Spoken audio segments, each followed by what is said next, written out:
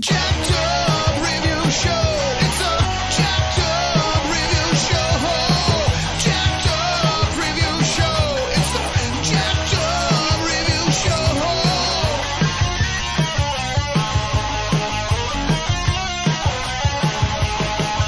Join us as we cover many an insane movie and numerous cult TV phenomenons. Are you ready to get jacked up? Are you with us? Then listen on. Listener discretion is advised. It's a jacked up review show. It's a jacked up review show. Jacked up review show.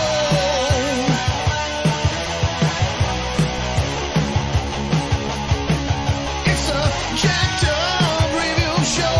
It's a jacked up review show. Jacked up review show.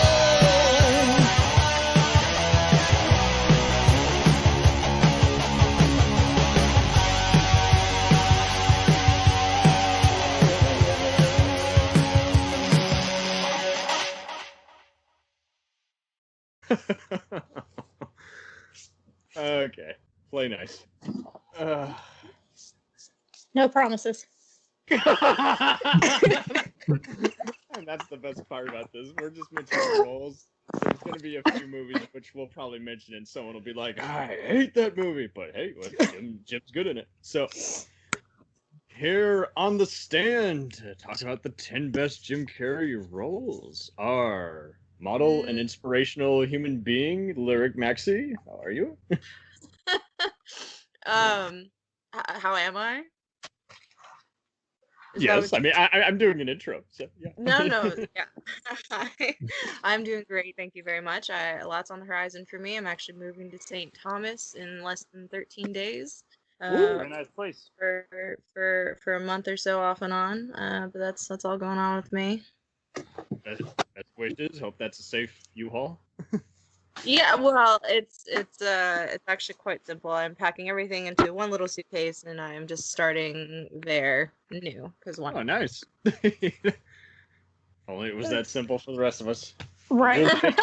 It wasn't so simple. Just everything kind of fell into place that way, and I'm taking it as is, and I'm not gonna turn my nose up at it. All right. Well, wish you the best on that. Thank you very much. We got actress and singer Bree Shoemaker here. Hey. Hey. Good evening. We got the action elites, Jonathan Mark. Ow. Hello? Ouch. Ouch. Oh, he left his mark.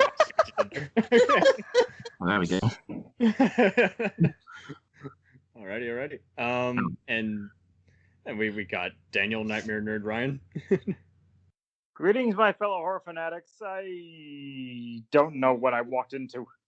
Jim Carrey. Welcome to life. Welcome to Am I life. really your pal?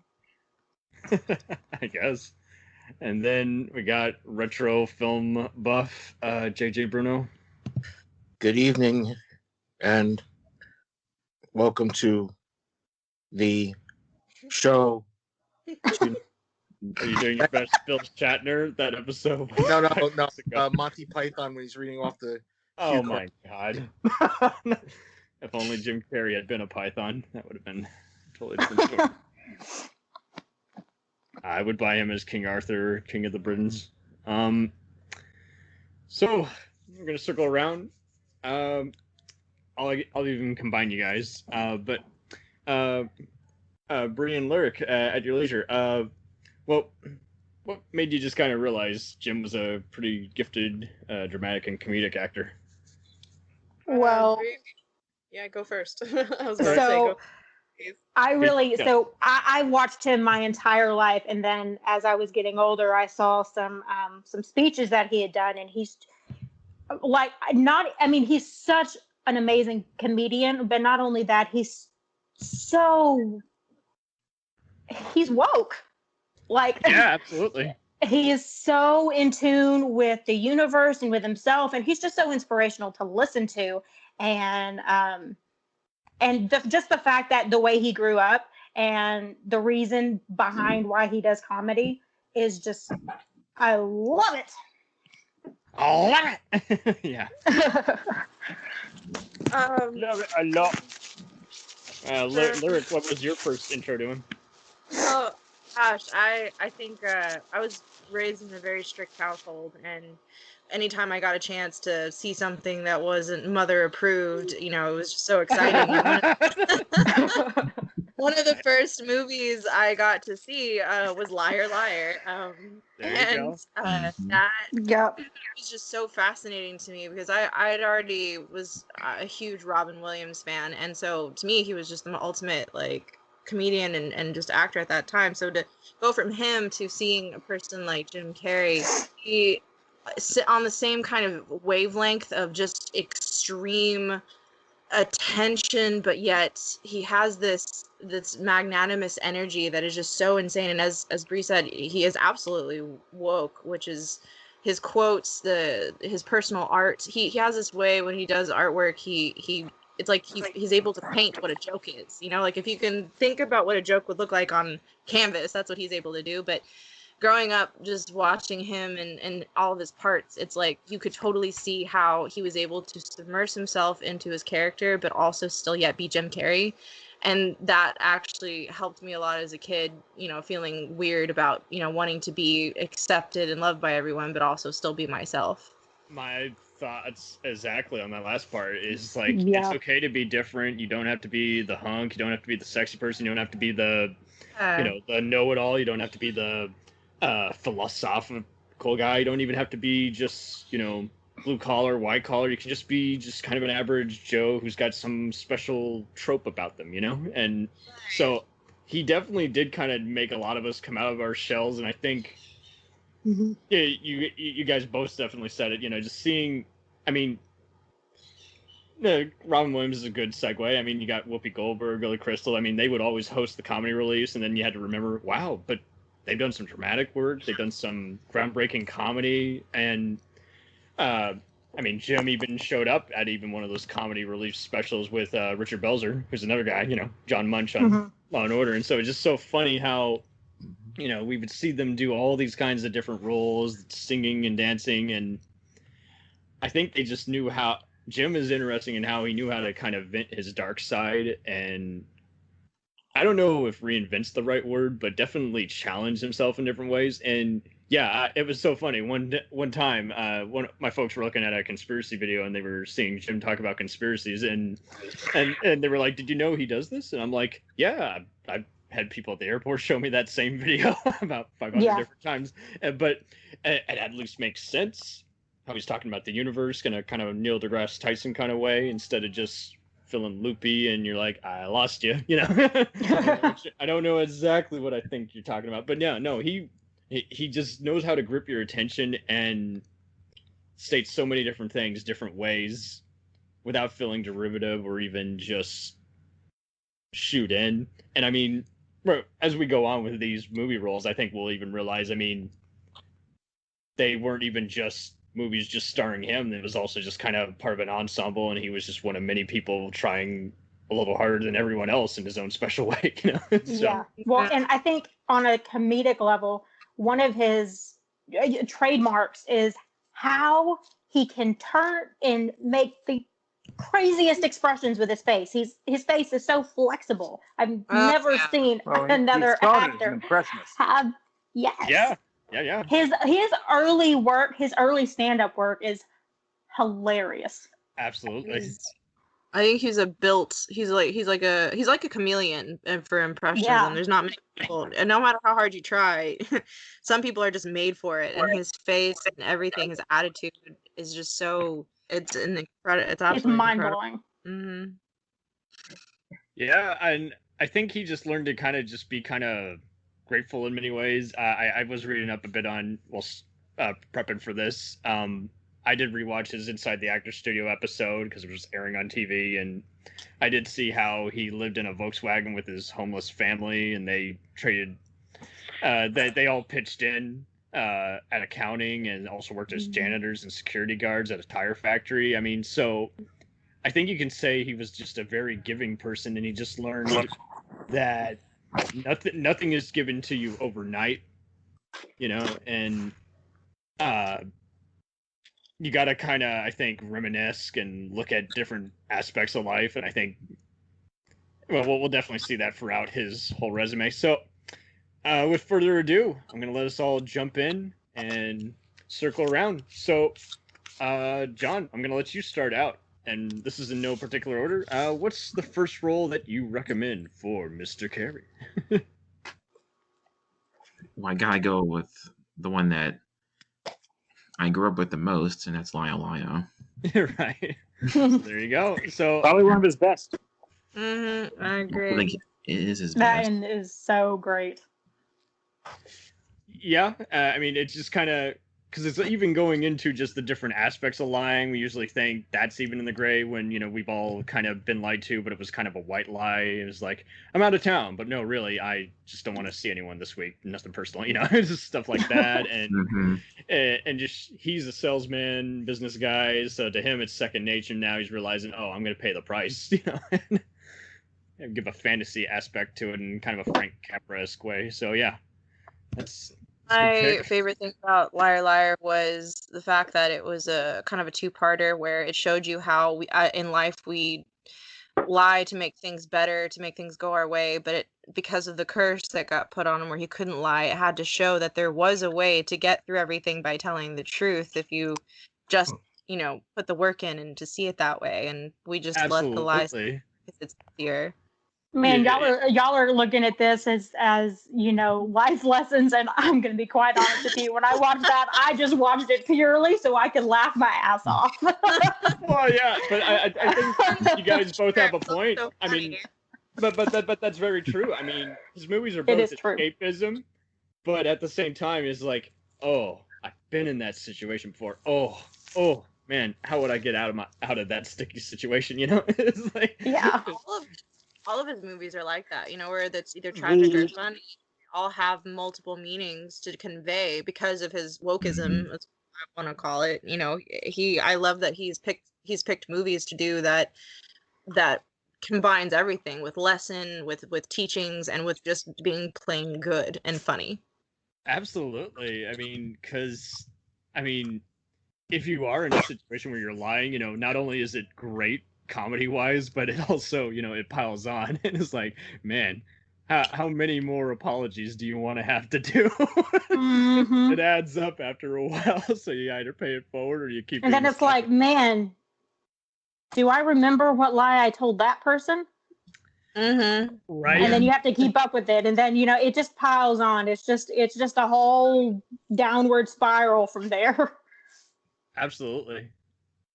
So, perfect. I will circle around to Daniel. What's role number 2 that makes the list? Well, this one does not exactly highlight him as a dramatic actor, but it's what I grew up with and what I'm the most fond of when he was on In Living Color. Yeah. Wow. Fire Marshal Mhm. Bill. Yes. Fire Marshal Bill, Bruno Yes. the bodybuilder, just that Yeah, was when you he's- first saw the potential.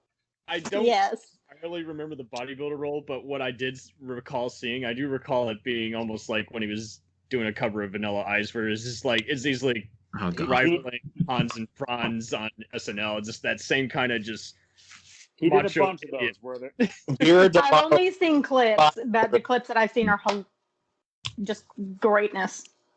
And that's what is kind of great about it. I mean, Mad TV and In Living Color were off the air for just so damn long, and yet, they didn't have as many music rights as SNL, and there was always best of DVDs you could rent and see YouTube clips. that show In Living Color, it's astonishing how many careers it launched. Jim Carrey, all the Mhm. Wayans Fox. family, Jennifer Yeah. Lopez, Jamie Foxx, and so many others. It's very Dave- true. Real Tommy Davidson. Yes, Tommy's so underrated. Oh, It definitely was one of the best ways to showcase the barrage of characters that he could play and still maintain that and still build up every person he was with. Like as you said, he launched so many careers. Like he helped people really be able to compare with that, because in order to be next to Jim Carrey and actually act and do your job and be good, and play off Jim Carrey, that shows something. And I think that Living Color was definitely a good way to show. They did a couple. They did a couple of outtake episodes, and like he just terrorized the rest of that cast. Yeah. Yeah. But He was that's so always true. busting their chops trying to make him laugh. There's Yeah. one he did where they're interviewing David Allen Greer like he's in the White House. Yeah. Do this shit in the background, and you're like you're trying hard. You're like, you're looking at this, and you can tell they're trying to freeze him out, and he's just doing this stuff. And I think they just told him, just do something so silly, people will just start going at it. And I think that's what made him so good in that, is like he would do things off the cuff. Like they would probably read a sketch and he'd be like, okay, how can I make this funnier and still not draw the attention to myself, but just do something little, unlike SNL. Yeah, he's really good at that, at like not upstaging other people and staying in this lane. And back to Lurg's original point, yeah, that is true. That, I mean, and complimenting Bree's recent point, yeah, I mean, it really did. I mean, I heard so many great stories behind the scenes on how everybody was very collaborative on that. There was no wanting to be better than the other.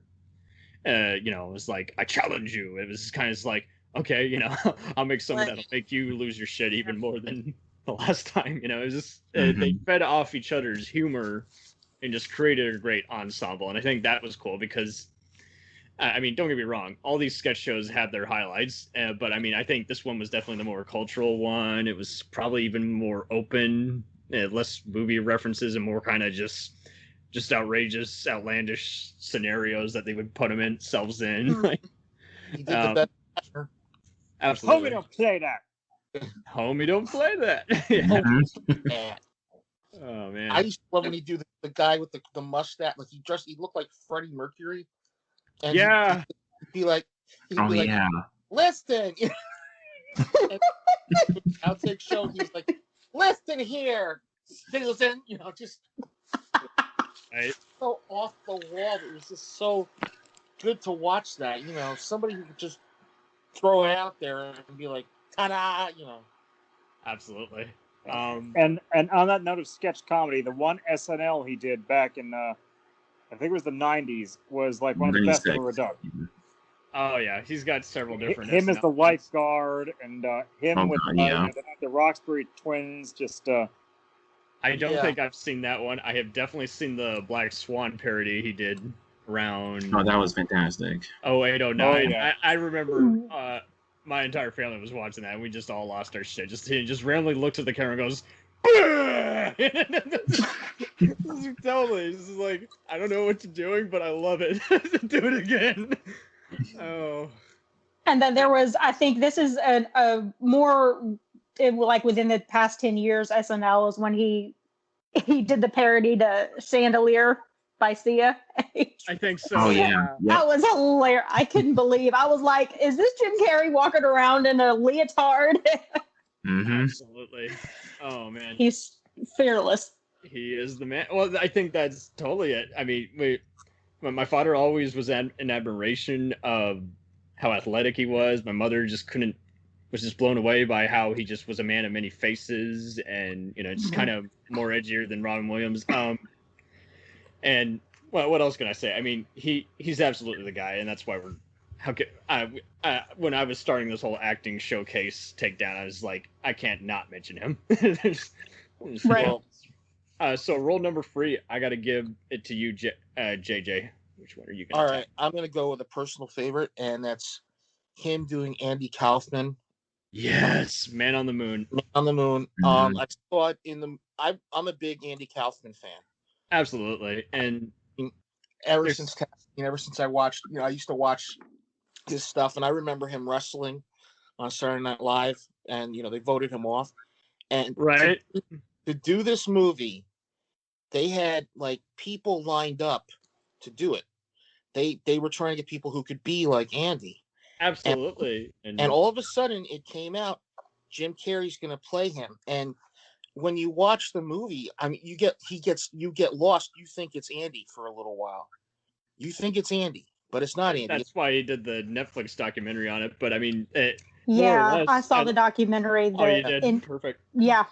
And I mean, I love how all the other Taxi actors make cameos, and Yeah. I think it really owes a lot. I mean, I've seen other people absolutely miss the point of this movie. I've seen other people say it's not funny. I'm like, that's why some of it is funny. They're showing how he would do edgy stuff that was pissing people off. I mean, Milos Forman was a wonderful filmmaker who even producers finally got their head out of their ass and realized, okay, his movies are not making any money, but they're touching people, and people keep coming back to him over time. So, I mean, he touches audiences, so we got to invest, and we got to have him make this movie about one of the most unusual, edgy comedians who, in many ways, like Jim Carrey, was fearless.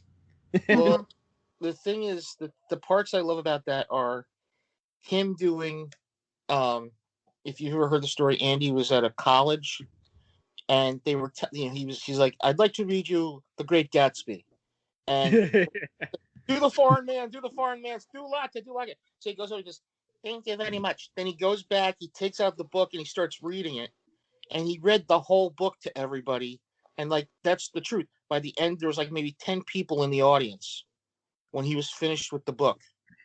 Right. And that's that. And then the part where he does Tony Clifton, I know about that. I know about Tony Clifton. I remember And reading how about that. Jerry the King was playing himself in the movie and actually got pissed off by Carrey in character as Kaufman, and he just totally was so, thin-skulled to not realize, dude, that's the whole point. He's getting what he needs out of you to make the cut in the movie. Don't take it personally.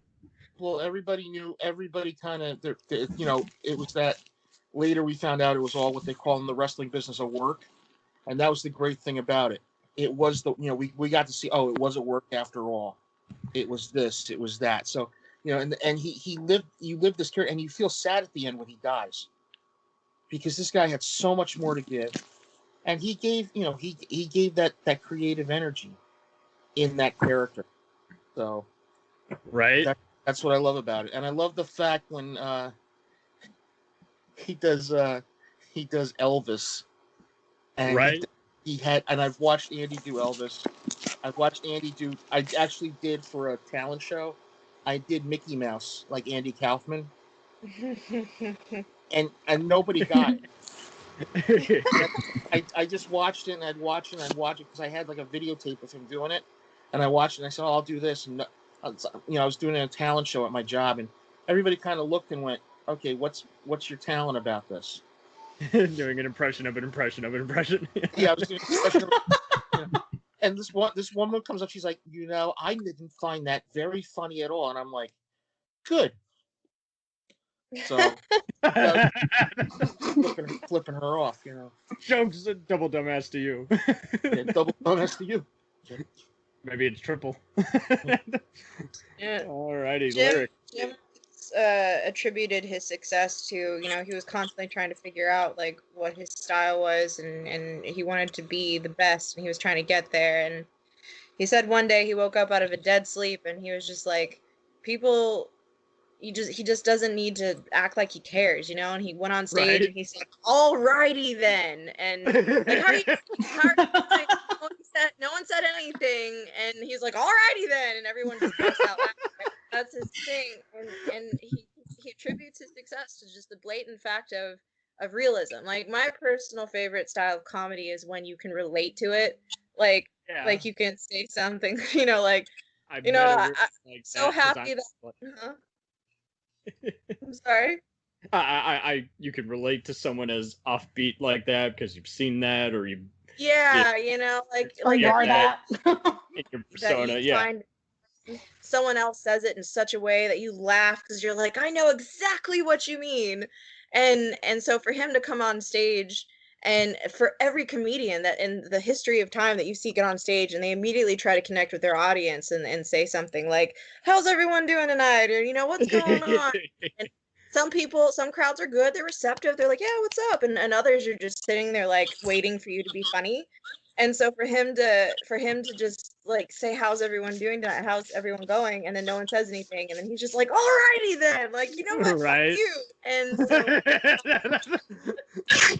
that's one of my favorite George Carlin intros. Comedy that he's built on that of being hyper real. Everything he does is a 10 times more expressive realism of comedy, I think, and that's why his imitations are so good. That's why his comedy is so awesome, because he just doesn't give a fuck. He's just being extra him. He's just being extra.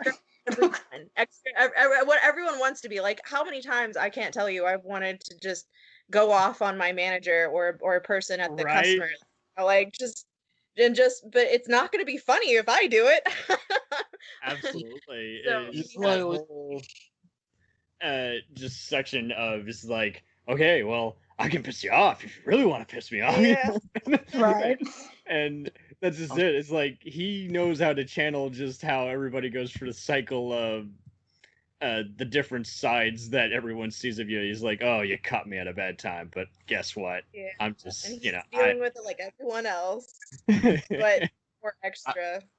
I've always kind of seen him as like Robin Williams, Robin Williams, and then there's one guy in back of Robin that I've always loved, which is Jonathan Winters, because Jonathan Winters could do anything, and that's how his stand-up is. It's not basically like Jonathan's stand-up where he was improvising all the time, but you get that feeling of him just like throwing off, jumping off the ledge and going, all right, I'll do what I want to do here, and nobody's going to stop me. And that's the way he. wow. You know. Nice. Very nice. Okay. If I had that type of confidence, I feel like maybe I mean, confidence in that of just not giving a care in the world about it. Like the other day, I ordered a chocolate shake and a strawberry shake, and the girl is making it and turns around and goes, "This is the strawberry shake," like puts emphasis on "this is the strawberry shake," and I'm looking at her like, "Oh, thank God, I wouldn't have been able to tell the difference." And in my mind, I can see Jim Carrey like looking at her like and doing something that expressive in a movie, and me just busting out laughing like, "You're right." But if I did it, I would be it would be mean, right? So, but if I did it Right. maybe more expressively and said, oh, thank God you told me, otherwise I would have been lost, and something like that. I don't know, it wouldn't have been funny if I tried that hard, but I appreciate the confidence in how he delivers. Wait, say that line again. This is the strawberry. Say that. Oh, she hands me. I ordered the chocolate and the strawberry, and she hands me the strawberry, and she's like, "This is the strawberry shake," and I'm like, "Oh, thank God, I would then. tell the difference." Like, man, like, gosh, you would have had me looking at it like, Yours is "This the was blue one. chocolate." I don't. Oh God. I suppose you worked in the Matrix then, didn't you? But I heard mint. Colorblind. I'm thinking of all the reasons why she would have put emphasis on that, and I'm like, all right, I could be colorblind, or I could. What are the reasons that would have made sense? And I'm like, maybe she's one of those people that needs to voice it so she knows she's organizing in her head. Like and I got too literal about it. But that's the point, where people that can just like let go and just have that funny moment and take it that way. Whereas I got a little too like, I don't want to be offensive, so I got too into my head. You were playing it safe, and you might as Pretty well just much, blunt with yeah. her because she clearly is Poor used to girl. being rude. I'm gonna let Lyric decide what rule number 4 has to be. for Mr. Okay. It's a serious toss-up for me, but I really want to appreciate his depth of not just being funny, but also being, just really soulful in his parts he takes. So for me, it's going to be Eternal Sunshine on the Spotless. Here we go.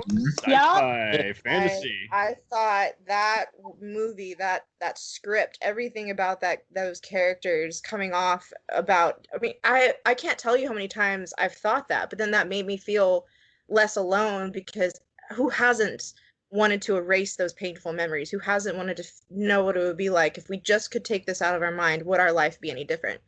Yeah. That was a movie that I totally watched once and I could never watch again because it hit me so hard.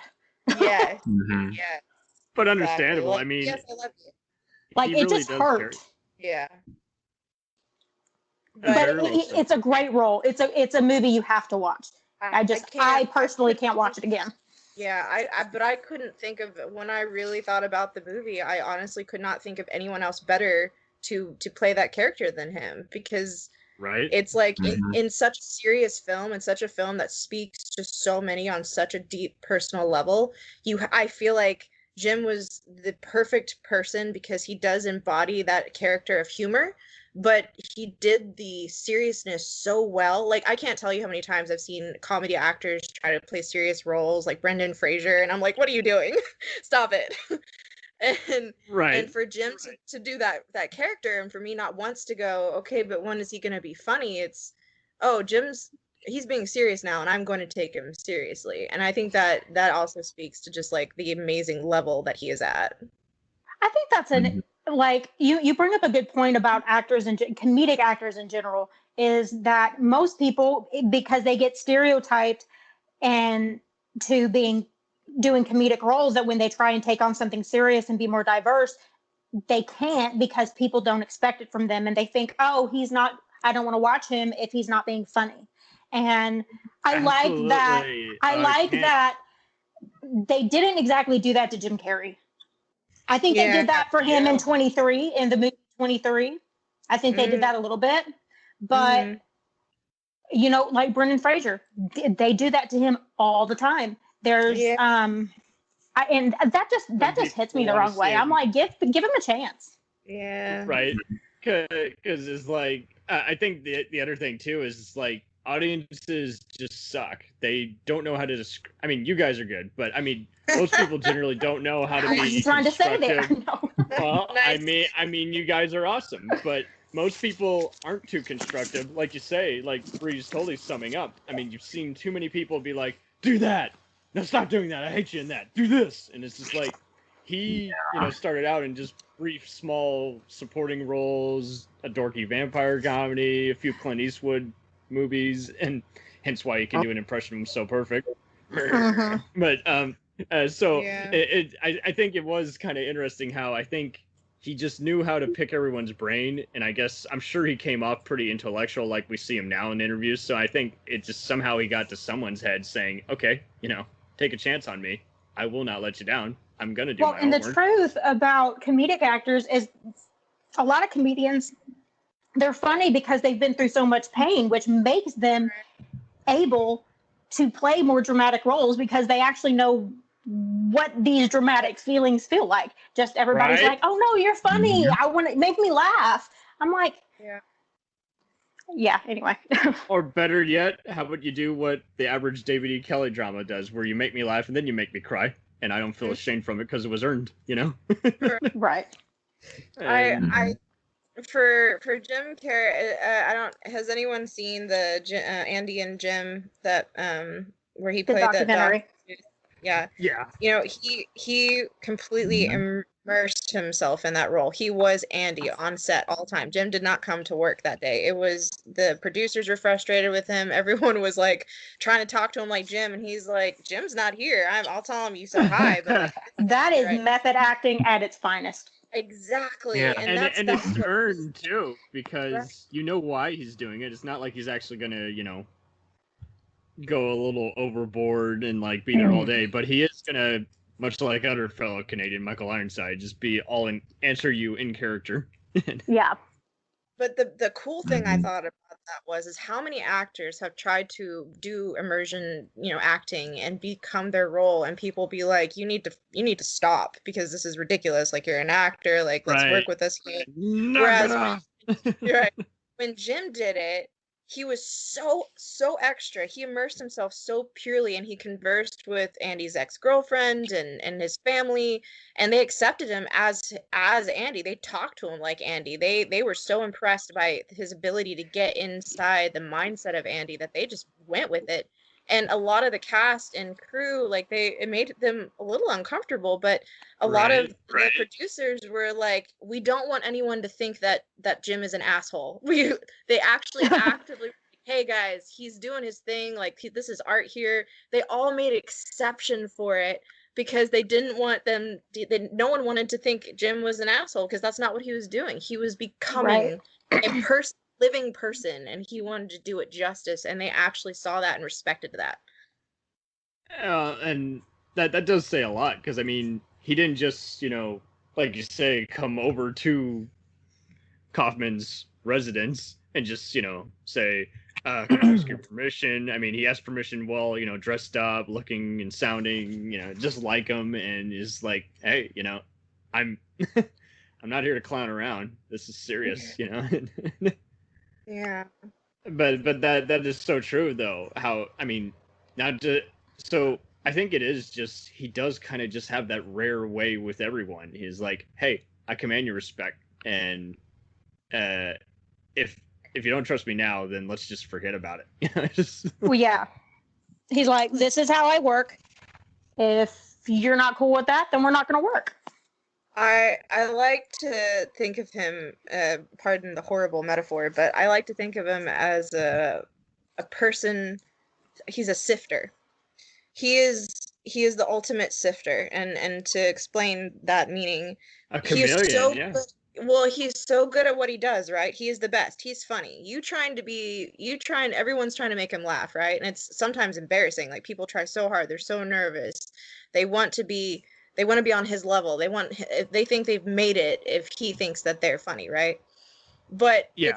it's so interesting to see in Living Color and all the other characters, to see the difference between the people trying to be funny and trying to be good, and the people that are like, all right, Jim Carrey, I see you, and I'm going to raise you what I got, and let's play off each other. And so he separates the tryhards with the individual talents.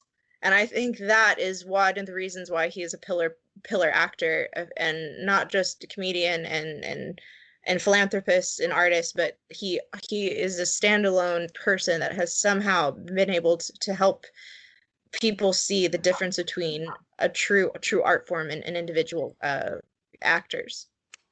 I could not say that better. That's very much so. Very well 'Cause, said. I mean, yes. As we go through this, I think we're going to even just see that he's a well that never overflows, and he never is fully drained. He's absolutely just always captivating everybody, and it just has your attention. And then he's if he were anyone else, you would assume maybe he's a sociopath, but he's not. He's just very good at just clinging to your attention and just kind of. Well, and to be that good, you have to be able to read people. And so he's got to be, you have to read people. He's a master. Maybe a regular dose of LSD, maybe some shrooms every now and then. I had to somewhere along the way. I'm sure he got some wacky college experience. We'll never know. That, or his serotonin level is just naturally off the charts just because of all the laughter in his life.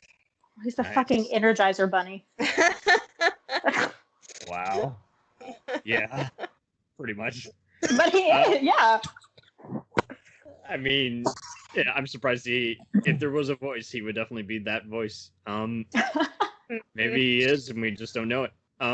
So Bree, this would be amazing right now if he heard this podcast somehow and got a tattoo. So, well, I mean, let's say someone put it in front of him, and just for you, he got an Energizer Bunny tattoo and sent you a picture of it.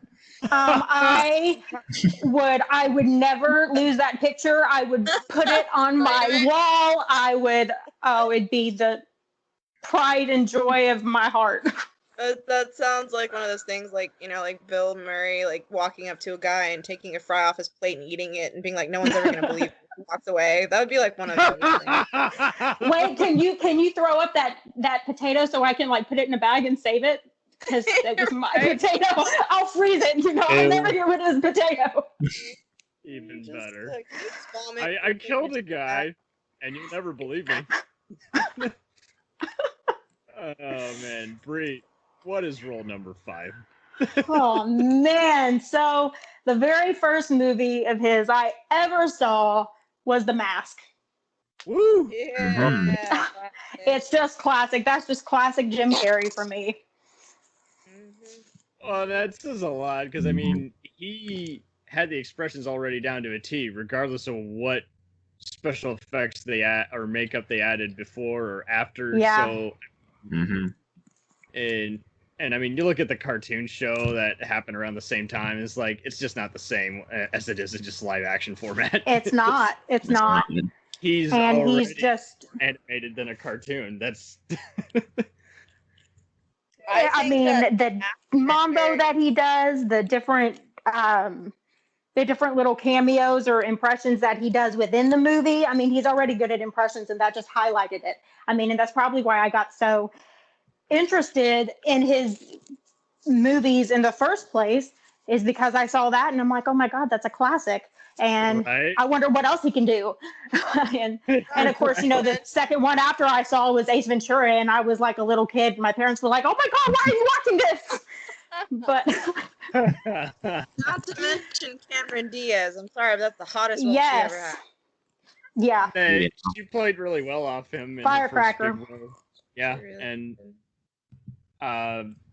and I think that is also kind of cool. I think you see him playing against just a very just uncanny group of people. I mean, he's played opposite, you know, again, actors, models, stunt people, even real life people, and I think that's just it. He knows how to just kind of just jump right on in, and everybody knows how to just kind of if they're not trying to be as big like him, they know that this is a very dedicated project, and that everybody's got to earn their keep, because he's already done more than just earn it. He's been able to wear many masks multiple times a day. Who knows? Aha, I see what you did there. Oh, funny. I actually didn't intend that, but that was really good. so, I always don't thought to me. I always thought that the mask character was in true form. You know, we all have alter egos, right? And to me, the mask is like the evil, most alter ego version of Jim Carrey. Jim Carrey is not playing the mask. The mask is Jim Carrey. Well, doesn't he say that at one For point in the real, movie? though. If you really think about it, because I mean, Maybe. even in the cartoons, the cartoon never captured Jim Carrey's energy or the way he said alrighty then, his diabolical nature, like the whole character itself. Like, to me, if you look back before Jim Carrey did The Mask and look at everything he's done, you see the mask in everything he has done. So this is just like the Green Goblin version. Sorry, yeah, one at a time. Bree, finish up there and then go back to Lurk. Yeah, go ahead. Oh, so I mean, I think you make a great point as far as actors go, and I think there's every actor has a role where they don't necessarily play the role. The role is playing them. Exactly. And Oh man, this is definitely his role. Yeah. It's his alter ego character, basically. for sure. But how cool is it though that this so The Mask was actually a really interesting conversation for a piece for a while, because it was possible that The Mask could have ended Jim Carrey's career.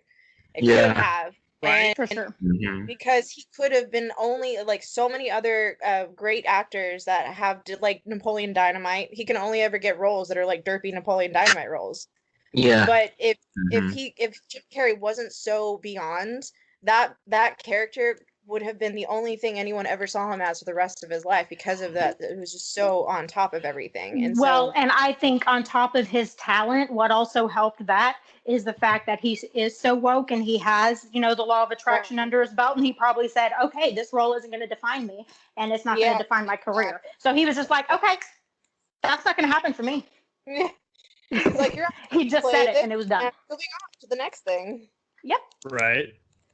Yeah, he didn't sit around and wait for people to want him. He just kept moving forward to the next thing, and he didn't settle on it, which is unfortunately the mistake that a lot of other actors have made. It's just like, they did this, it went a hit, they were waiting for all the other roles to pour in, but instead they couldn't get anything because, oh no, bro, you did such a good job at that, you should just stay there. And Jim Carrey was like, nah, what's next? Yep. Yeah, you basically summed it up in that. I mean, you got to be bigger than the movie. So then you can tell everyone, it's like, maybe we should do that rewrite because we're fucked. And this actor's bigger than the movie. It's Like just... Eddie Murphy. Oh, yeah. Eddie is a perfect parallel. I mean, Yeah.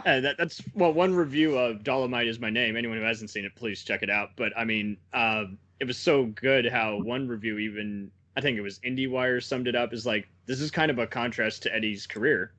He's so big and then nothing, and then he blows up again, giving it all and being critically ignored. And I think that's totally what he brought when prepping for the role. It's like okay, I can relate to this guy totally. I don't look like him, but I we've had the same kind of career where it's like, I'm fucking awesome. And I don't care what anyone says. It just, Yeah.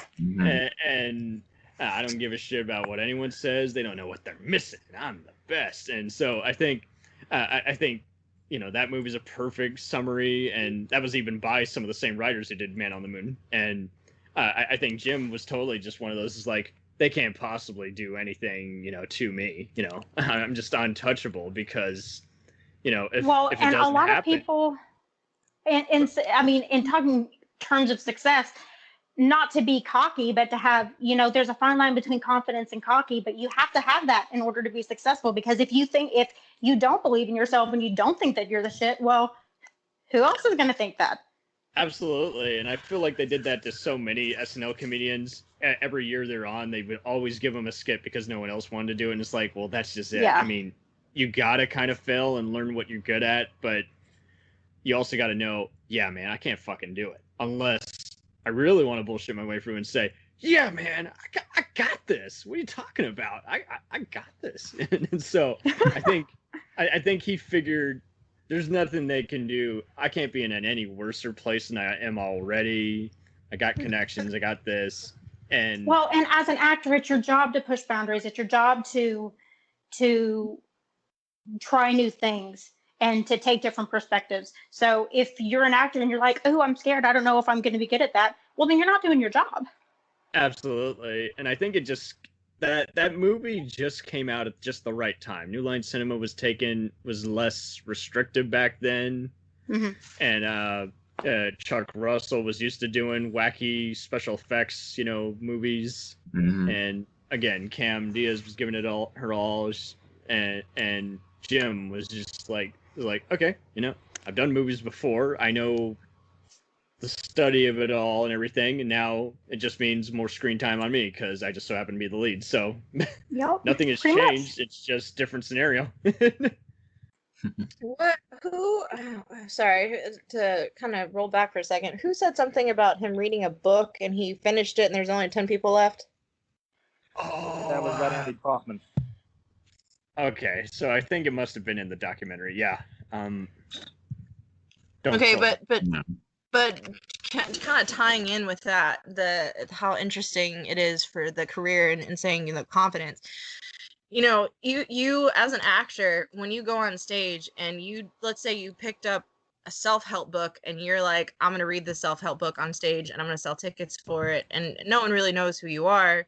And people show up and, they leave because, that's some idiot sitting on stage reading a self-help book. But when you get established and you place yourself in the mind of everyone as being this genius, no matter what you do, you're the best.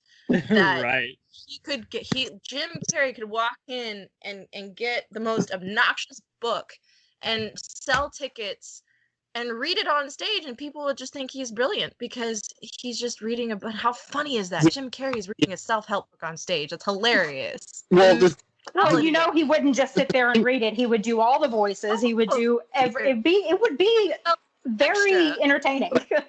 Because it's him reading a freaking book, it's the mentality of it all, of creating yourself in the minds of everyone, of being so great. That's why we have America's Sweethearts and characters like that. Here's the thing with Andy, though, that a lot of people understand is he'd been like you said, he was so ingrained into the consciousness of America. He was an underground comedian. He wasn't really mainstream. He was like the college, the guy who hit the colleges and all that stuff. Mm-hmm. And when he did that, everybody was expecting, the Elvis bit the foreign man bit and all that stuff, and he pops out the Great Gatsby. Now, Jim could do that too, but he if he read a book on stage, like you said, he could pull that off, no problem, because he's so ingrained, and people would be expecting him to do, the safety net, have him have the safety net, but he chooses not to work with a safety net. That's the way you have to look at it. Yeah. Yeah.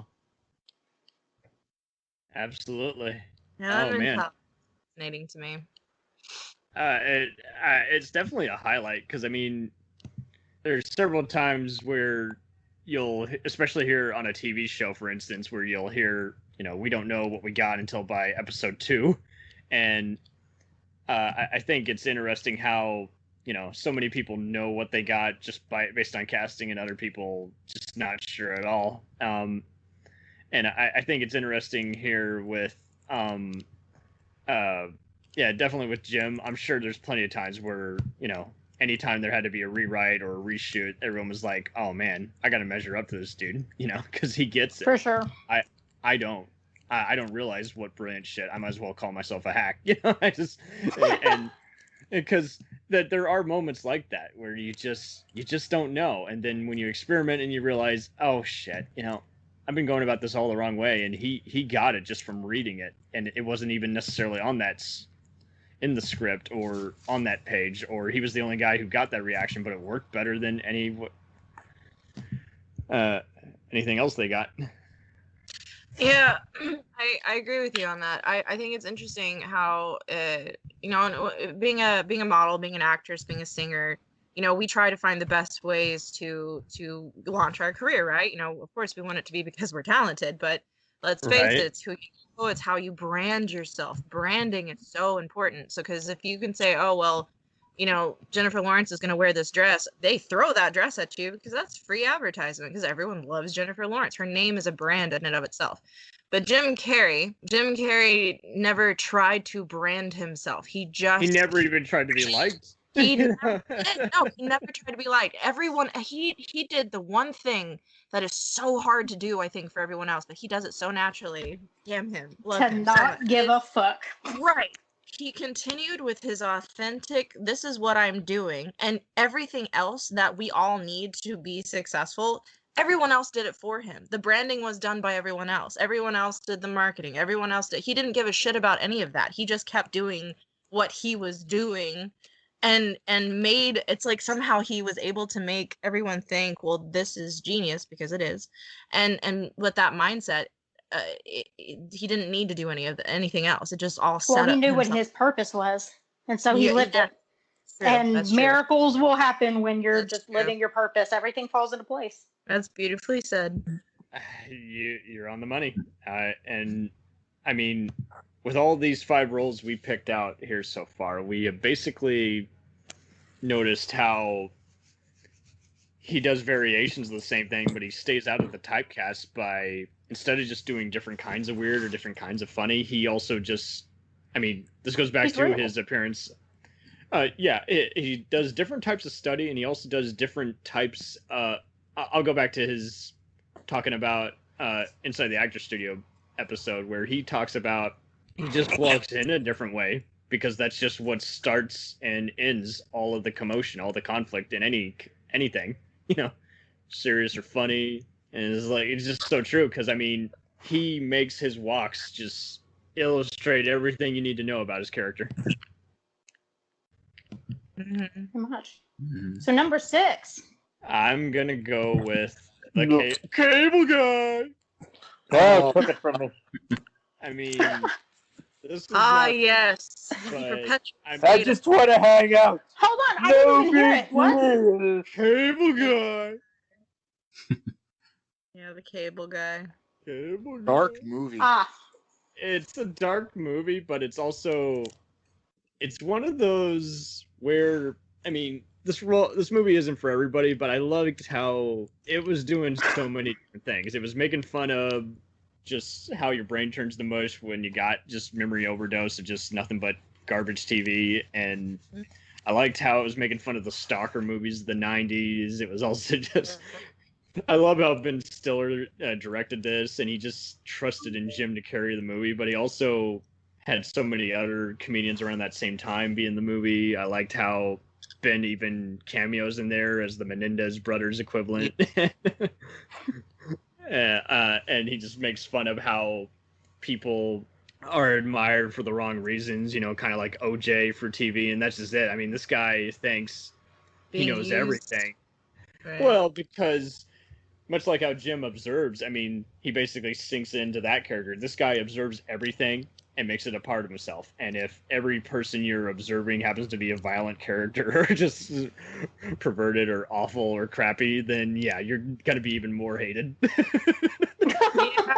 Yeah, and it even kind of showcased how like people like that they say that be careful what you watch because like video games and movies are influencing our children and our minds, and it also kind of picked up on making fun of that as well because he absorbed all of those horrible characters. Right. Mhm. He might as well have been the guy who shot at Reagan by watching Taxi Driver too many times. Yeah. But in this case, he wasn't going after it. It was just, it's all he knew, so he doesn't know any better. And so he's this awful psycho idiot who's got all these lines, and here's Johnny. Well, I love how they gave him the name Chip Douglas. Like, It's like if you watched TV, if you were a kid, you knew Chip Douglas was the younger son before Ernie on My Three Sons. So it's like, Chip Douglas. Why does the name sound so familiar? Little drag there for you. Yeah, it was like a little bit of a pull, but the part that I kind of was laughing about, but kind of got disturbed about, was when who was the girlfriend in that? Who played the girlfriend? Oh, not Jane Ann Garofalo, though she has a brief part in that. Matthew Broderick. Just kidding. That would have been weird. He's in it, but he doesn't play the girlfriend. I think it's Diane Baker. Yeah. Okay. So No, Leslie Mann. My Leslie bad. Mann. Yeah, it's Leslie I'm Mann. a fucking So idiot. Leslie Mann- Yeah. Okay. with this guy because she's broken up with Broderick's character. So he goes in there, like dressed like in a mustache and like a tracksuit, and beats the crap out of him. Yeah. to Dizzy Gillespie's Salt Peanuts. But he choreographs is just great when he goes, he goes da, da, da, da, da, da, and he walks out. But it was just so disturbing to watch that. It's like you're laughing, but you're like, he's beating the crap out of this guy, and you're like, I don't know if I should be laughing so or be hurt. But that's definitely what makes it so great. I mean, especially the basketball court scene alone, that illustrates everything that's going to happen the rest of the movie. They're like, dude, do you even know how to play? yeah. It's like, you just made this game just so unfun for the rest of us.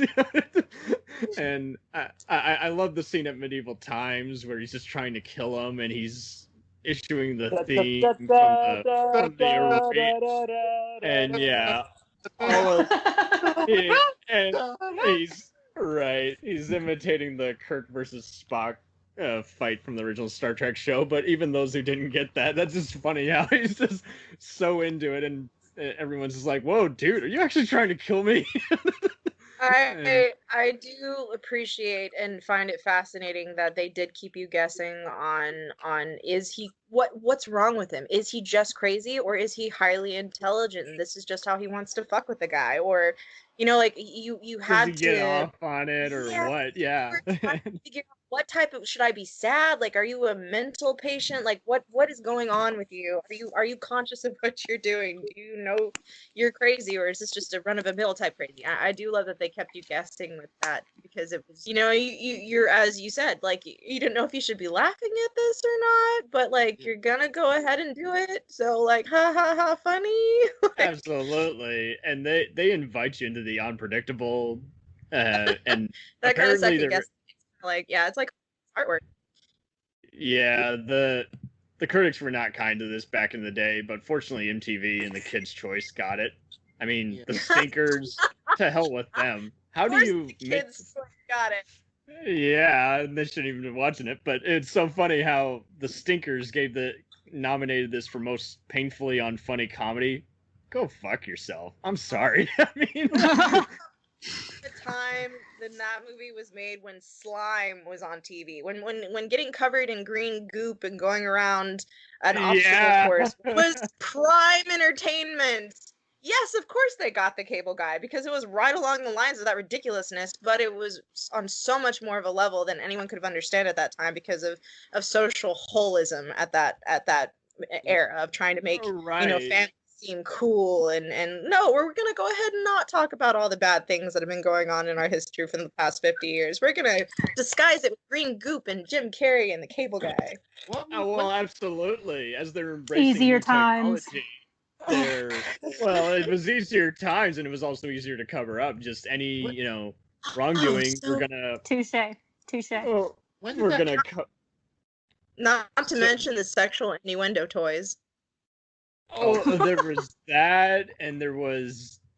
I mean, come on, slap bracelets segued into BDSM there, kids, and the enchiladas, slimy enchiladas that you kept trying to grip and it would slip out of your hand. That's Do we not all know like just in the same vein? So yes, him getting an award by by them for that movie and no one else getting it makes perfect sense. Well, but sorry, one at a time. Okay, JJ, go ahead. What year did that come out? 96. Okay, all right. It made sense that it flew under the radar and people weren't getting it. It's like, no, you just don't understand the world we're living in. Okay. People are embracing reality shows, new technology, video games, malls. Yeah, Beetlejuice. Apparently the movie was inspired. Beetlejuice. Yeah. People were inspired by freaking, What About Bob and Cape Fear making this movie. So yeah, this is satire. Absolutely. And this movie was brilliant. Absolutely. And it doesn't even get talked about enough. And I bring it up and some Bill Murray fans have just not seen it. I'm like, I just can't talk to you. But anyone that doesn't think that movie is brilliant I need to have a very long sit down to understand the crazy that is going on in their head. Right? I never mentioned Bob.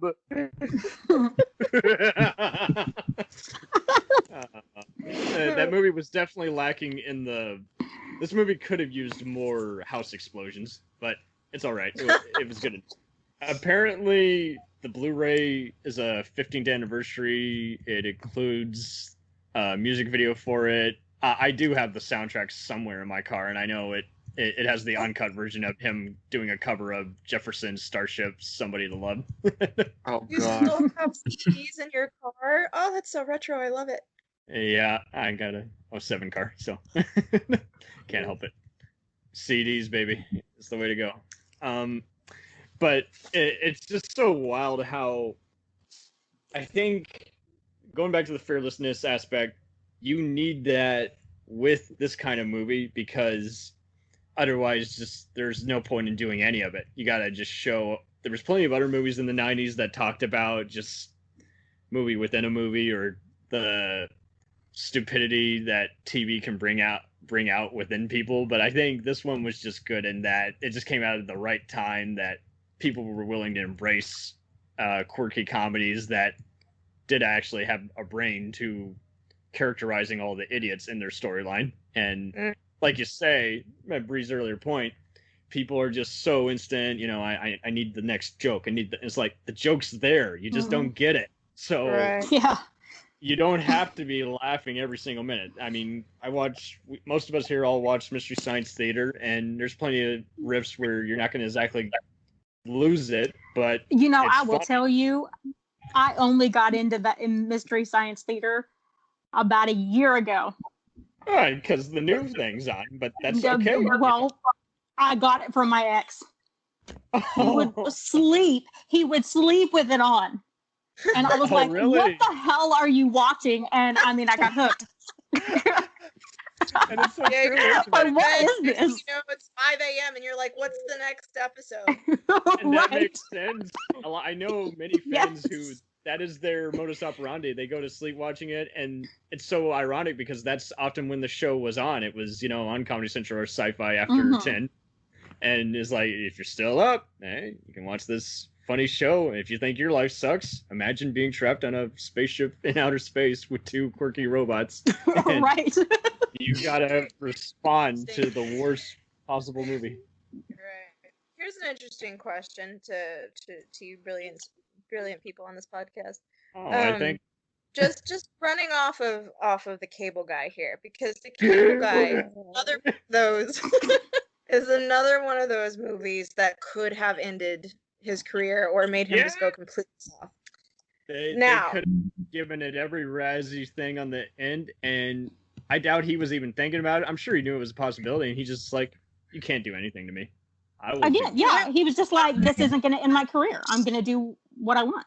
But my question is, just now, based off of everything that y'all have seen in his career, do you think, even now, there's a movie he could do that could actually end his career? Not unless he No. mentions Illuminati. But at this rate, I'm sure he could even kick their candy asses. I mean, it's just No, but at his point in his career, he has a choice on what movies he wants to do and he doesn't want to do. So if there's a movie where he's like, you know what, I don't care if this fails or not, I like this character, he can do it. Nobody's going to say shit. Yeah, he can't. Reach that status. That is a dream status for every actor. Yeah.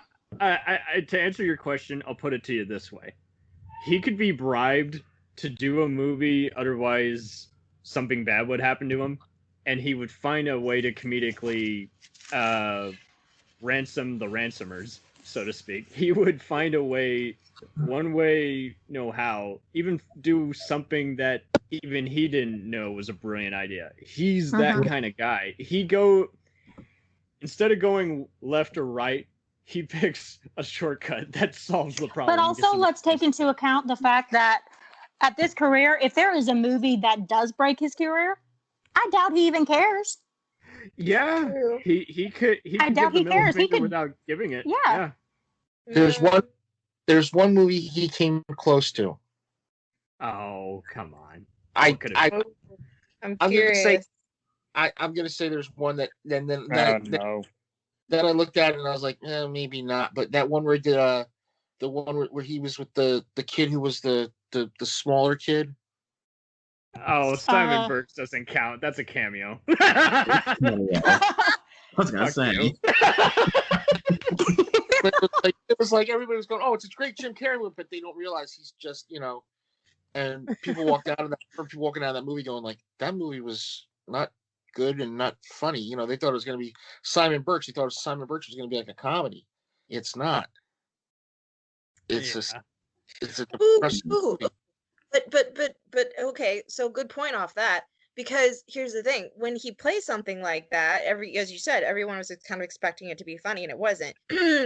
It kind of makes you think, with the level of actor like that he is, and how he makes everything so great. If you don't get the joke, if you don't see it, doesn't it provoke the question that maybe you're not smart, and maybe it's like, well, wait, he did this for a reason. It's Jim Carrey. He doesn't do anything without, because he wants to, right? So there's obviously something we're not getting. So then that's when people are like, obviously it's super. They start making up things to make it like, oh, well, it was a super genius play on this and this and that, trying to sound intelligent because they want to feel like they get it. When but really they're so ignorant. Yes. They don't want to not be, they can't think that it was just bad because it's Jim Carrey. They have to try to figure out what the reasoning is behind it, to whatever makes sense to them, to make themselves feel better for what they saw. Absolutely. I mean, just the last few years alone is kind of already answers your question. I mean, he was in this weird apocalyptic movie, which no one got. I certainly didn't. About a bunch of cannibals and Mad Max type societies called The Bad Batch with Jason Momoa and Keanu Reeves. Most of us aren't going to never watched that. Like, I want to do that. Right. And most of us don't remember he's even in the movie. I saw Dark Crimes to prep for this episode. It was rated as like the worst movie of 2016. I would hardly say that, but I mean, what? Yeah, Dark Crimes, this other serial killer drama he's in. But and Sonic the Hedgehog was, but before it became the hit of 2020, it had a lot of bad hype regarding the trailer not looking 100%. And I mean, I had no idea he was in it, by the way. I was like, what? same thing too. Yeah, I had family going to. They're like, wait, I didn't Jim- know he was important. Yeah. And so I think you can't kill him. You really can't kill him because he knows a way. He's just gonna do his thing. He knows He's just how to gonna do blend. his thing with In the most respectful way possible, he is the ultimate cockroach of the actor world. Right?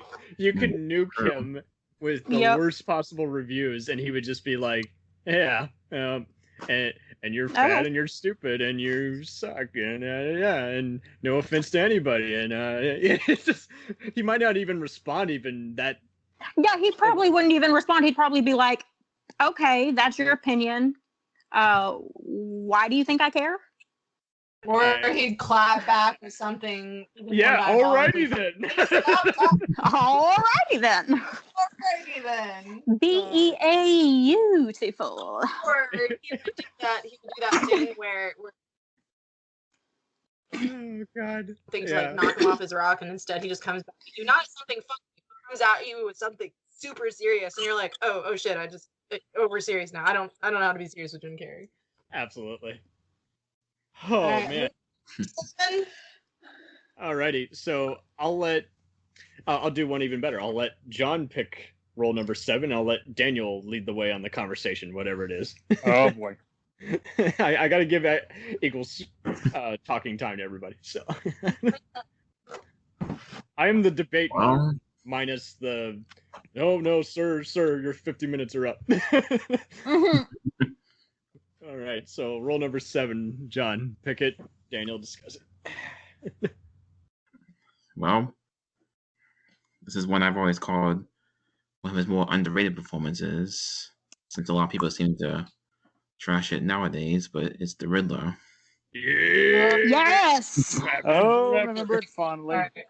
I'm not sacking your buffoonery.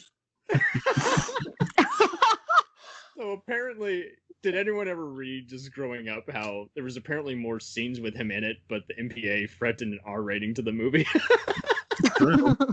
Whatever he was doing was just too violent for even PG-13. Wow. I want to see that word print somewhere. That's probably on some Thailand. Well, again, that's bearing in mind at the time he was still the kid-friendly star. They weren't ready to accept something darker from him. You want darker? Mhm. Mm-hmm. This role alone makes me wish secretly he had been the Wishmaster. I can see that, actually. Yeah, actually. If you can That's get an what you wish interesting for. thought. Again. Oh God. Yeah, he makes this movie. He absolutely makes this movie. And I mean, he definitely kept me watching the movie. He just is like he was bigger than the movie. You had a star that was so difficult at the time, also known as Val Kilmer. You had a bunch of other people who, you know, didn't seem to get the memo that the movie's trying to be like Joel and Shoemaker intended, which is supposed to be like 60s Batman, and everyone else is kind of approaching it seriously. Campier. Like, yeah. Yeah. And Trying to Jim's, make it the newest, hottest thing.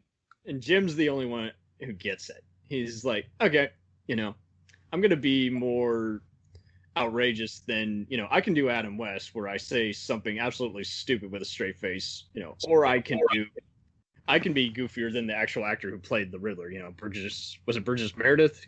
I can't remember. All right. It might have been. God. Anyway, whoever played him on the 60s show, sorry comic book fans who I've just annoyed across the planet. But yeah, I mean, he Frank Gorshin was the Riddler. okay. Okay. Fucking sideways. Anyway, yeah, I mean, going back to how everything's all staged, every entrance he makes, whether he's in costume or out of costume, I think I was watching with family one time when it was just randomly on TV, and we're like, I love the in prison scene. It's like, is he actually just playing Jim Carrey there? Is he playing the Riddler? You know, he crosses that line in a lot of movies. It's like, is that really him or is that the character?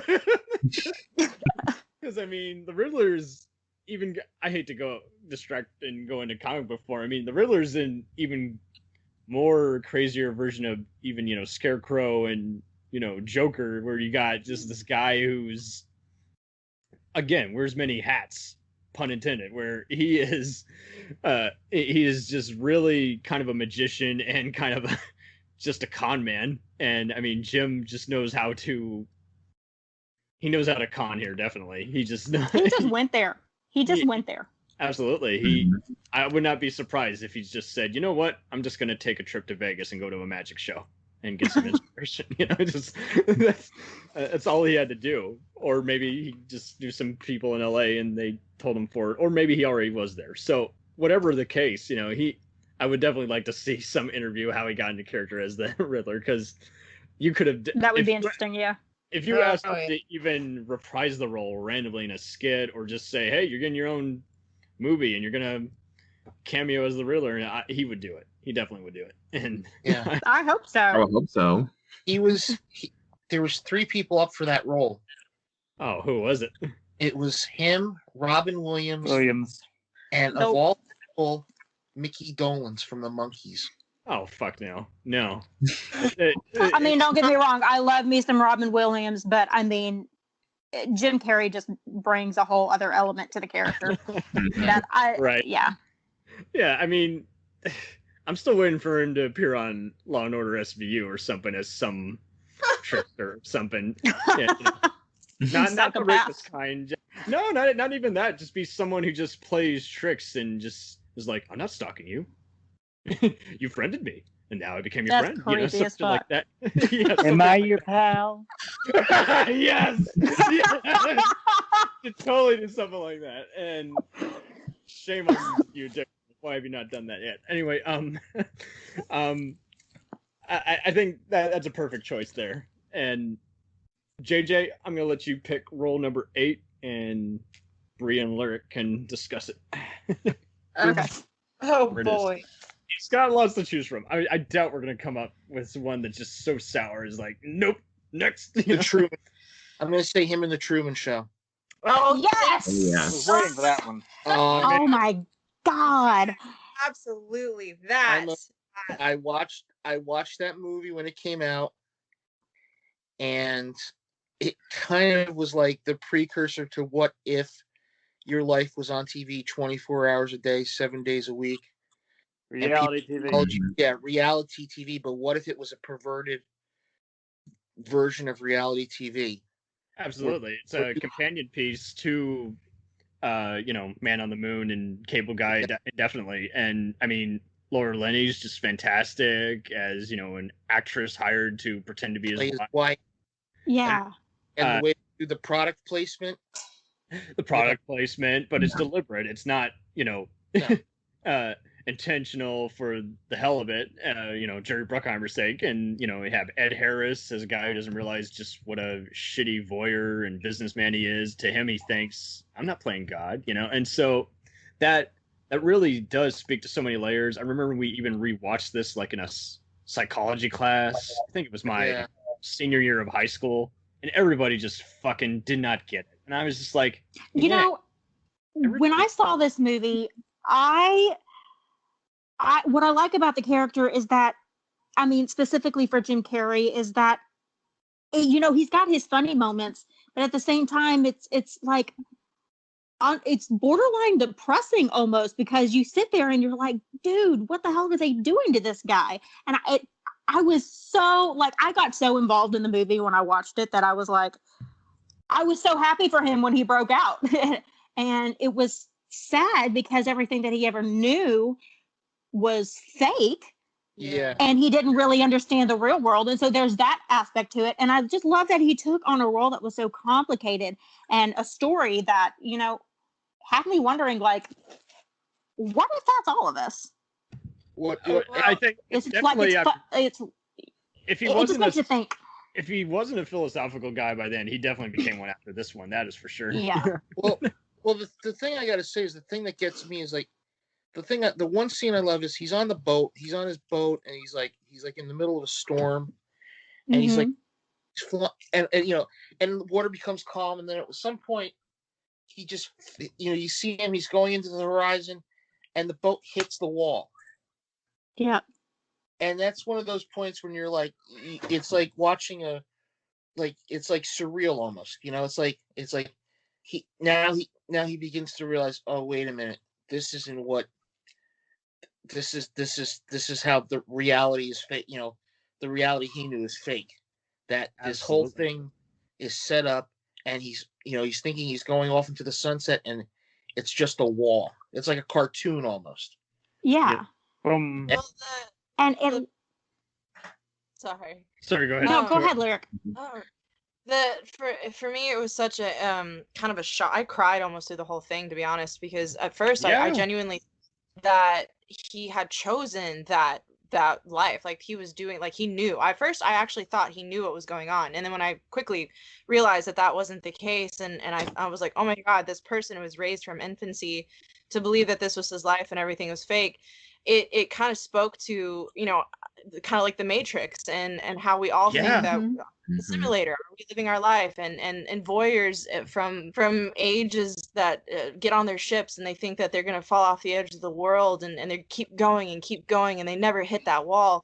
And to see him hit that wall, it wasn't just it was, you said, him realizing, oh my, this is all fake. But like, that was just, for me, that was such a, like, I actually cried in that very moment, because it's like we hit that wall in our life so many times. And so to be that person, to have to act as a person that he has to embody what he would feel like, and what this character is like, to be raised in a simulation and realize that none of it is real, that none of his relationships are real, that The cake is a nothing lie. ever did, everything Yeah. he did.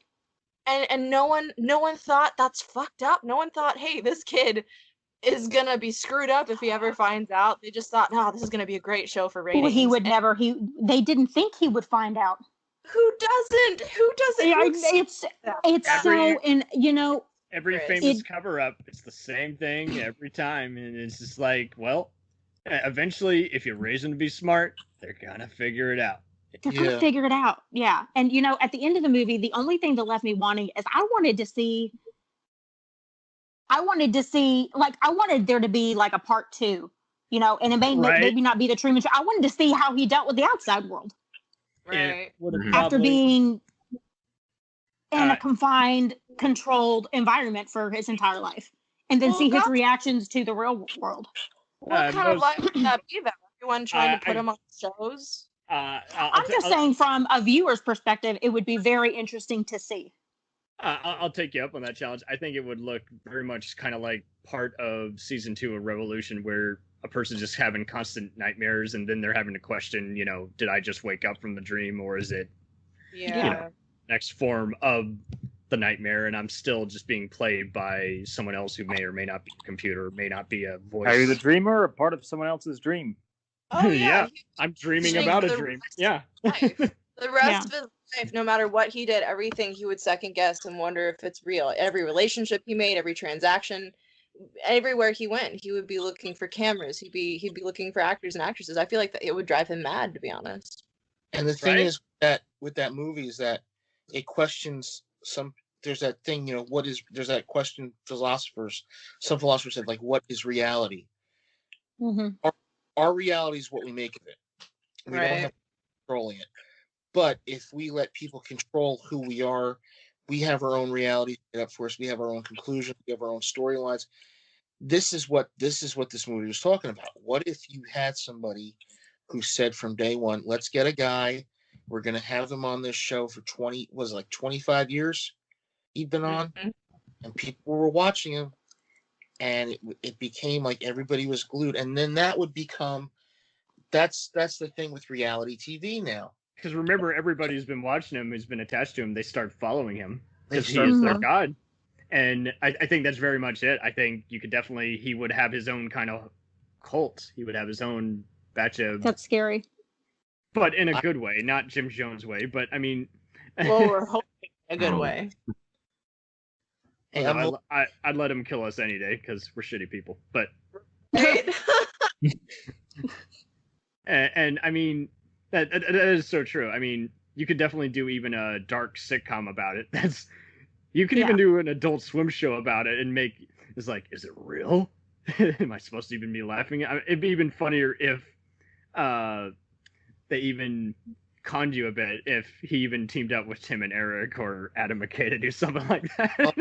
I could imagine him and Eric. Oh, the mathematical possibilities are endless. Dude, oh, From a psychology standpoint, it is endless. Yes. Great job. Yeah. But I think, yeah, this is like an unofficial cyberpunk kind of movie. Going back to the Matrix parallel, where it's like, okay, you know, this is about how society, you know,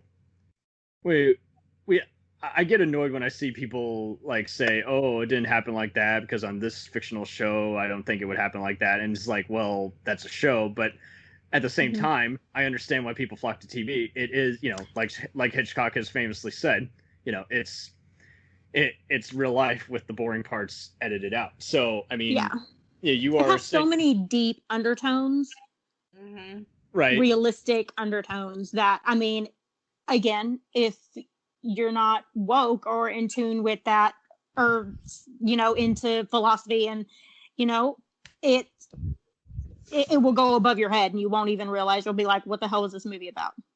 I actually had kind of a interesting tweak on the movie.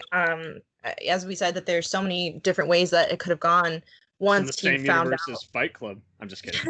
Go ahead. Well, what if the storyline went this way? What if, as in the movie, he started to figure it out, and he did figure it out, but then he realized, and he had that moment of, I don't know what life is really like on the outside. My whole life has been a lie. So then, instead of him trying to escape, what if he spent the rest of his life just fucking with everybody on that show? Yes! That would be great. That would be great. To make them think like, oh, what's going on? But then he just keeps going back. Like he's like, you know what? This is my life now. I'm going to embrace it, but I'm going to make all y'all bitches' life hell. And just like, that's what he did. That would be amazing. That would have been a massive psycho,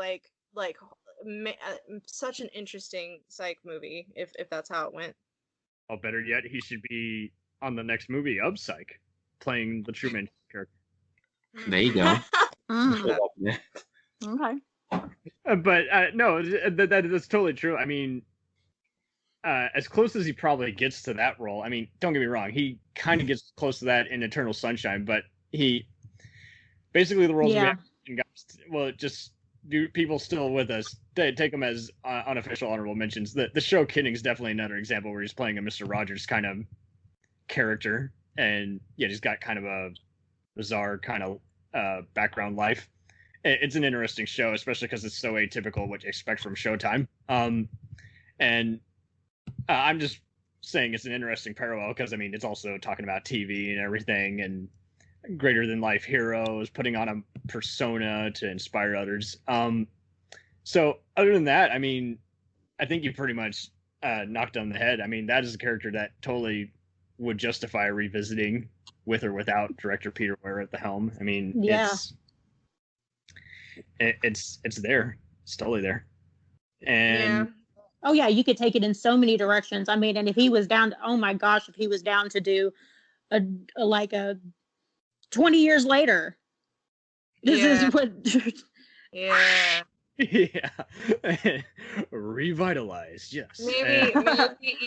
Maybe even bringing in a couple of the actors or actresses that he somehow manages to like secretly pass notes to and befriend, so that they know, like, they're on his side, come help him out, you know. And even though, and that's the beauty of it is that even though he's being watched 24/7 everywhere he goes, he still finds a way to communicate his true thoughts to these very select lucky people. That would be Am I the only one who, when watching this movie, I was like, man, do they actually watch him pee? Yeah. That goes in everything else. Watches him go to the bathroom, watches him masturbate, watches him have sex. Right. I mean, I'm like, yeah, and that just shows you how morbid and disgusting humans are. Is like it's the equivalent that it was predicting clickbait on the internet before it was a thing. Is like, right. Oh, I don't care. No, but just let me click real fast and find out if that's true or not, even though it doesn't change my life in any way. Yeah. To go so many ways with that. He could be like, okay, they're gonna watch me do my stuff. I'm gonna make it weird. You know, like Yeah. I'm gonna get that- nasty with it. I'm gonna be into sock puppets today or tomorrow. Mrs. Butterworth and I are gonna have some good breakfast time, if you know what I mean. Like, And there's no sugarcoating it. They either. want a show, I'll give them a real good show. Oh God. But yeah, no, that's totally true. Regardless of what they do or don't show you, I mean, you pretty much got it all structured out in that. Yeah, I mean, they've seen stuff they do not deserve to see. They should not see. That is a total violation. They have basically, I hate to use this word. They AKA his basically, whole life.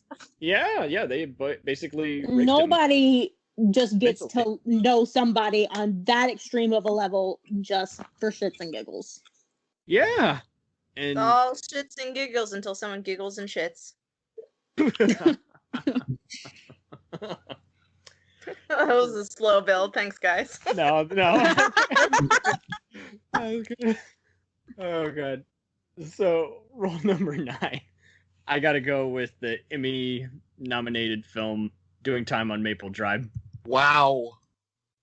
Ambitious. Oh, you've seen this? Perfect. Remember that coming out. Yeah, it was written Right. by future creator of The Closer and Major Crimes, James Duff, and it's a perfect coming-of-age movie. It's a dysfunctional family, but it's kind of like Ordinary People, where it takes you a good freaking 30 minutes before you realize, oh yeah, this is it. These people hate each other. They just don't show it, you know. And it's just one of those, like, the father is hard, but he expresses it in a way that's atypical of a hardened person, as well as the mother, and just great cast. You have Lori Loughlin. You have James Ja- James B. Skilling is in it. Yep, Seeking from Hill Street Blues is there as the dad. You got Jane Brooke from Lori Chicago. Loughlin. Yep, Lori Loughlin, and everybody's excellent here. And I mean, that's James Duff calling and saying, "Hey, I'm glad you finally watched my movie 20 years later." But yeah, I mean, It's about damn time. it's about fucking time I get any credit. Damn it. I have Cairo winning all my Emmys for me. Yeah, I mean, this movie just explodes just so down to earth, just like wanting to be loved, wanting to be admired, and yet just the simplest barriers, everyone being their own worst enemy, and especially here with Jim. He hides the fact. Yeah, he hides the fact that everyone is all drunk and stupid, and yet he's an alcoholic taking pity on other people, and it's a very subtle role, and he steals every scene he's in, and he's not even the main character. And everybody's fascinating in their own right. Don't get me wrong. This is a good movie, and it's a bit so bigger than life, even being a telefilm. It just good production values, good editing, and script. Just can't say enough about it. And I think that came out right about the time of Living Color coming out. Yeah, 92. So, I mean, like, in Living Colors around that same time, it was just a TV movie of the week, but it was just so much more. And my bad, it did actually win a few awards. But yeah, I mean, you can get on DVD, you can see it on YouTube. It is definitely a worthwhile film.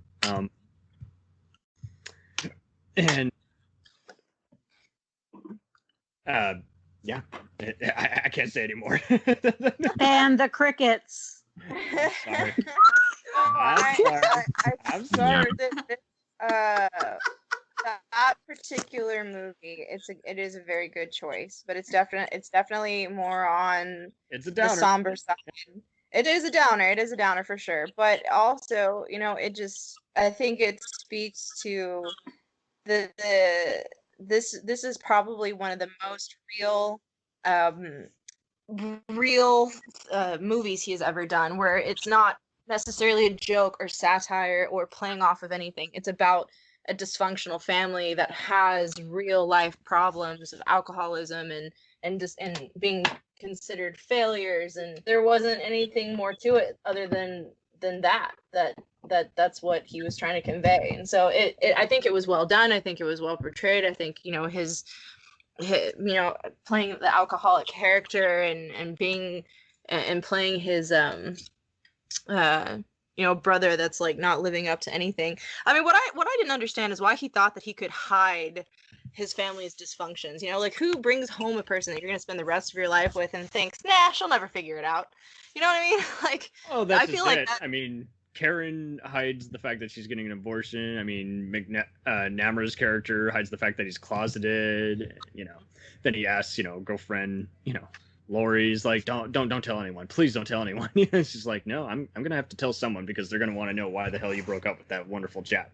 And and I mean, whatever. Sorry. Anyway, I appreciate the vernacular. I'm not dissing it. I love it. Thank you.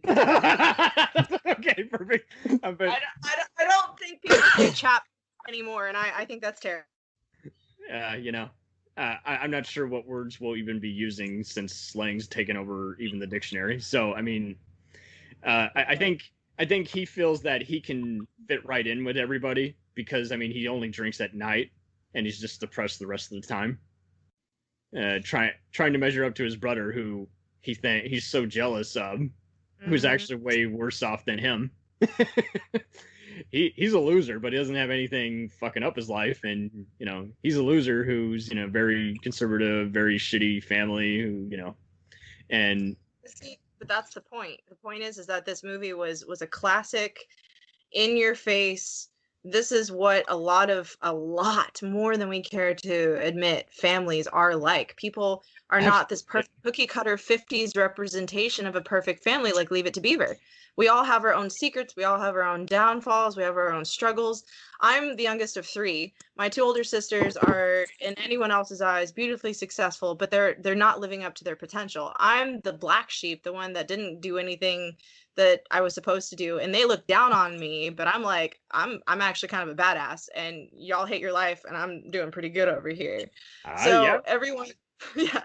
So the movie, that kind of realism was just, I think, on that level of too real, and I think that's why it doesn't get as much. It doesn't get talked about as much, and it's not as I think that's a great point, because coming from somebody who, like, I've never seen this movie, and from hearing what you say, I probably won't ever watch this movie because it's too real. Because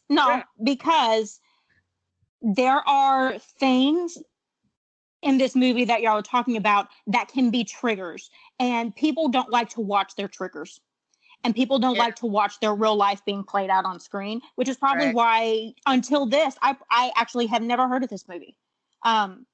So it's not an easy watch, and yeah, I'm fortunate to not really have a dysfunctional family, but I think that's the other thing. Dysfunctional, we kind of think, oh, what was it? Just people shouting at each other, threatening violence. Is like, no, dysfunction can just be, just the simplest thing. I mean, in today's world, it's just everybody texting at Thanksgiving table. But I mean, right. It doesn't have to be alcoholism. It doesn't have to be sexual abuse. It doesn't have to be all of these things to be a dysfunctional family. Yeah, every family has their own issues. I'm just saying, though, in this movie, it sounds like they deal with and they deal with abortion, and that's a taboo subject. People don't like to, it's so controversial. People don't like to have these issues that are real in the real world thrown in their face. Absolutely. This is way more common. I mean, this is, I don't accept you, and it's not because you're gay or I don't like you. 90s, and but here's the clincher for the movie, you guys, is that any other movie that we could see that's like this, that has a dysfunctional family, have you noticed, as the masses will accept the movie and think it's great if it has a conclusion or a resolve, or kind of ends. It just ends. This one doesn't. It just ends. It's just, hey, this is a shit family. This is their story. Watch it. And so because there was no heartfelt conclusion or no tied up in a neat little bow, that's why it doesn't get recognized as much. I would be interested to know why the director or the writer chose to write it, and if they, depending on how they cut it off, I'd be curious to know why they decided to cut it off there without a conclusion. I think I can answer that. Sorry, go ahead, Lyric. I just said it was really expensive therapy. Go ahead. To me, it makes sense because, I mean, James Duff is an openly gay man, married to one of his actor co-stars on the Closer franchise, and he's also written a bunch of plays, so I definitely got a sense of it did kind of have a style of a play, but it felt like a movie because the material was just so much bigger. Okay. And I mean, Duffy's Fair just enough. a talented guy in and of himself because he's written for so many college and the Star Trek franchise. You know, like for God's sakes, he wrote on Felicity and Popular. So there you go. I mean, he knows Yeah. how to kind of get in the mind of people feeling unwelcome and hiding the dread. I mean, I mentioned The Closer. I mean, that show, people write that off as just a crime show. It's got so many comedic and action and dramatic standpoints in that whole series run, and there's plenty of moments where there's not even a murder and everyone's just figuring out how they even get to work in the morning, why they even have an addiction to sweets and everything. That's just outrageously funny and sometimes tragic. So it's like he knows how to just dial it in, because I'm sure he just knew early on how to speak about stuff he knew, things he observed, things he might have experienced, I guess. Well, you know, even though I wouldn't watch the movie, I do give him props for making it and for Well, no, that's true too. I mean, there's plenty of Yeah. movies that we just can't bring ourselves to, you know, watch, and at the same time it's like, yeah, but you did something, you got in a reaction from Well, people who's like, it's yeah, mostly because I'm super sensitive. Like I'll cry at puppies. You know, I'm just a sensitive person.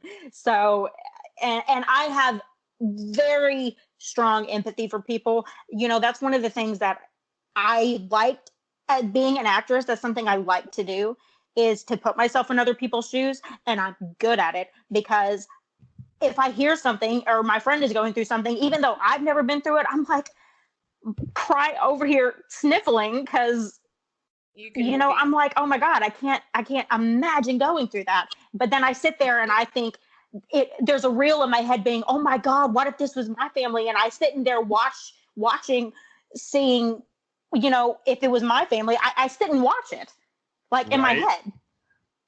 well, and so- yeah, and sometimes the imagination prevents us from that too. Is like there I mean, we mentioned before on the show how we've just encountered movies where we found the trivia was more fascinating than the very dull delivery that was the film. And I think this is definitely a movie is like, if you're not going to watch it, it definitely was one is like, you can, what we've been doing now, we can build an hourly conversation on it because it's that bigger than life. And Right. I think more or less it's even more interesting how people can capture some kind of humanity without feeling preachy or just half-assed or overacted, for lack of a better description. It's just like this movie came in at the right time with the right kind of creative control, and it just paid off. And I mean, for God's sakes, the director was Ken Olin of 30-something Thing, so there you go. People who knew real life and knew how to portray it on screen and knew when to just conclude it. You know, like Truman Show, we could wish for a sequel. This one, you don't need to see the rest of the story because it doesn't get better from here. You know, we've already seen as much conflict, and it would probably be overstay its Just welcome. more. Yeah, it would be too morbid. Even If it continued on like in a Broadway type, like a play, like you said, it was originally probably supposed to be a play. It was just put into movie format, and it ended because, you know, a movie can only be so long without it being Lord of the Rings. But right. I would so pay to see Jim Carrey in Lord of the Rings, though. right? Imagine He him as would- Gandalf. You will not pass, my lord. Or I could see him be. No, actually, he'd get kicked out of the elves. He wouldn't be able to be an elf. He would totally get kicked out of the elves. He would. He He might would make one hell of a dwarf, though. I was gonna say. he Are could you be a kidding? I think he would give Elrond a kiss of his own medicine and maybe fire an arrow at him. Say, whoop-de-doo. Yeah. That's funny. That is hilarious. But if the movie had the opportunity to go the length of it was, it wouldn't. I don't think there would be a conclusion other than just being a tragic tale of an American. It'd get a family. little repetitive. Yeah. Yeah, a little bit. But I mean, like, we don't go to the movies to see our lives in our face necessarily. We try to go to escape or to be kind of a part of a fun new story, right? And so to see Yeah. something that real, that, oh my God, that hits a little too close to home. Like, I don't need to go to the movies to watch that. I can just go I sit feel in my like minutes. I'll conclude. that yes, and so I only let a movie get away with it if there's themes to discuss. If it's just well acted, very tragic stuff, I just where it's like, okay, I don't get this. I feel like it would be a good movie for very sheltered people to watch. Oh yeah, I know a few of those.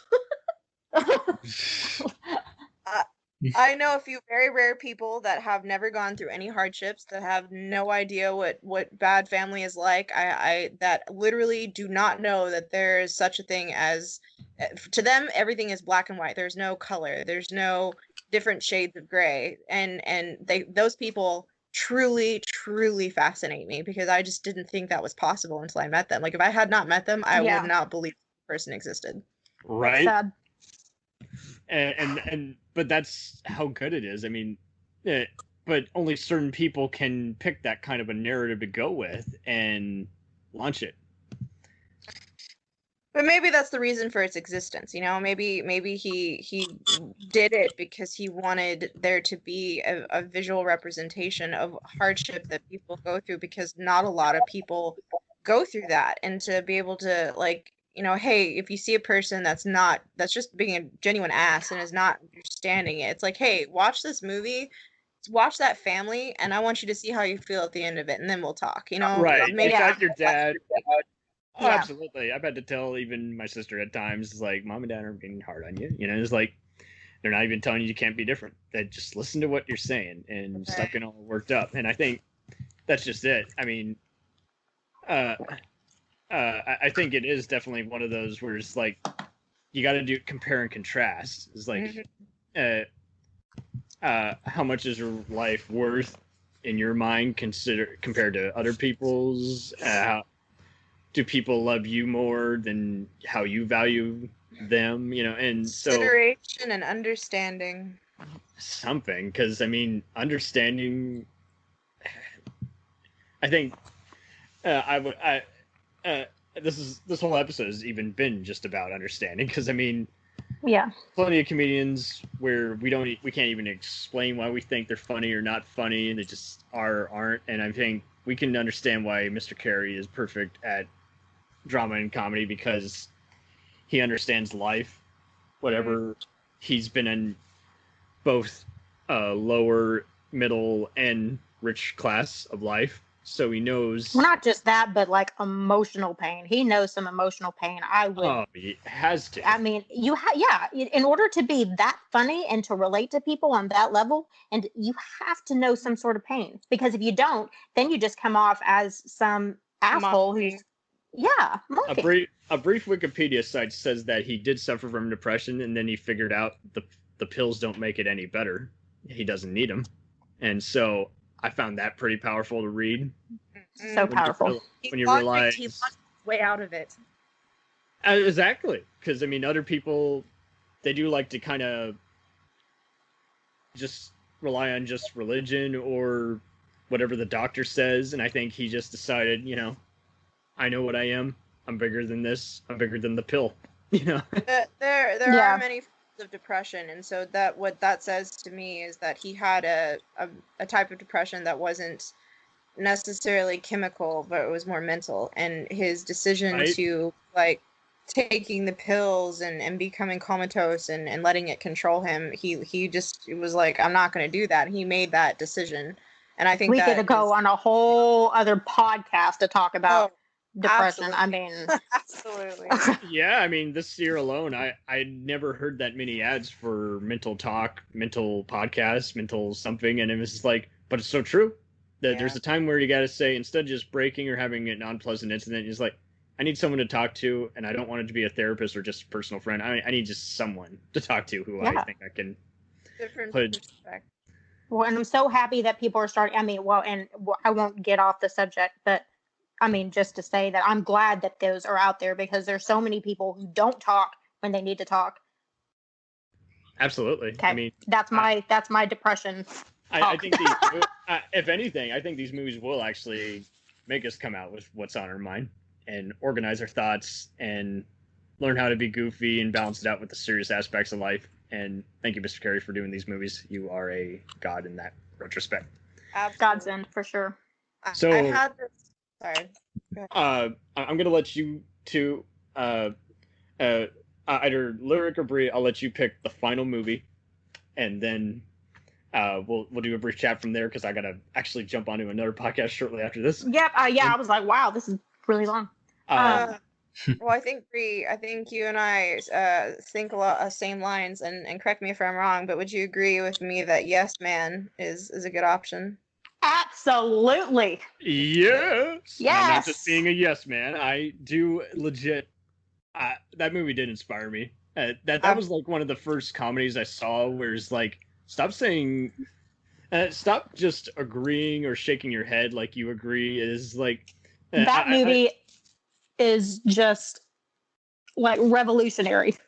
It's kind And of I like bet it brought a lot of people a lot of light bulbs. Like, wow. because it is kind of like Liar Liar, where he thinks he has it all and he's fooled everybody. And I just love the scene where he goes to the seminar and Terrence Stamp just runs across the damn place to him, and he just literally looks like he's about to shit boulders. Like, whoa, whoa, whoa, whoa, whoa. He gets to play straight man here, and he gets to play off so many other people in the movie. And I mean, Jim is definitely, I think, what we learned from all these movies. Even if we did or didn't like any of them, we're gonna rewatch it again. Just because, like, he brought so much else to it. I mean, just like you would have a movie that was something else before it starred Julia Roberts or Tom Cruise. You know, like with him, it's like he was basically, he added just like something that you just weren't gonna get in any other kind of movie. So it's like, I respect him so much as a artist and as a performer and as an actor that, you know, I don't really care what genre it is. If he's in it, I'll be down to watch it. Absolutely. Yeah. You just cannot kill him at this rate. And I mean, the world will literally crack in half if he passes. I mean, I kid you not. Because I mean, that or if Betty White dies. because I mean, whoa, yeah, that's true too. Do not get rid of the Golden Girls. Nope, See, never. Betty White was born before sliced bread, so you say, you know, better than sliced When bread. Jesus- Betty White. Before Jesus landed on his ass and realized he was a young. Right. Yes. I feel Man, like- Yes Man sorry. was actually that movie actually did a lot for me when I saw it. I struggled a lot with doing the right thing and working all the time. I had 6 jobs. I was taking care of my mom. I was, you know, and I would always have to be really careful about what I would say or do, because if I wasn't making money, I just didn't see the point. And I missed out on so much of my 20s because I didn't try to just be like, to say yes to something, like, just because, like, I was like, well, am I making money? I'm not interested. And so that movie was such a cautionary tale to see the beautiful fun that you can have if you just say yes to going to some random, you know, band playing in a kooky bar, but also don't say yes to the mail order bride or buying 100 pounds of manure. Yeah, right. Right. But Don't like, just accept you know, the job without knowing what it entails. Don't try and say yes just when you don't actually agree and it's going to be a problem along the road. But if it's not going to hurt you, it's not going to bankrupt you, and it's not going to hurt someone else, and you have, and you're awake for it, you know, why not? You know what I mean? Yeah, Absolutely. if you're conscious, if you're there. Yeah. Well, and Lyric, you bring up something that all of us have faced at some point, where we're trying to figure out how to make ourselves happy while measure up to whatever the peers have done to put us on this pedestal that is where we are being judged, and where we are having to figure out how to even get around the world and why we even want to exist in this world. Right. And it's just like, there is no answer for it. To even, you can go and pay for whatever session you want. You eventually got to be the one who lands that gavel down on the placement and says, I'm the judge.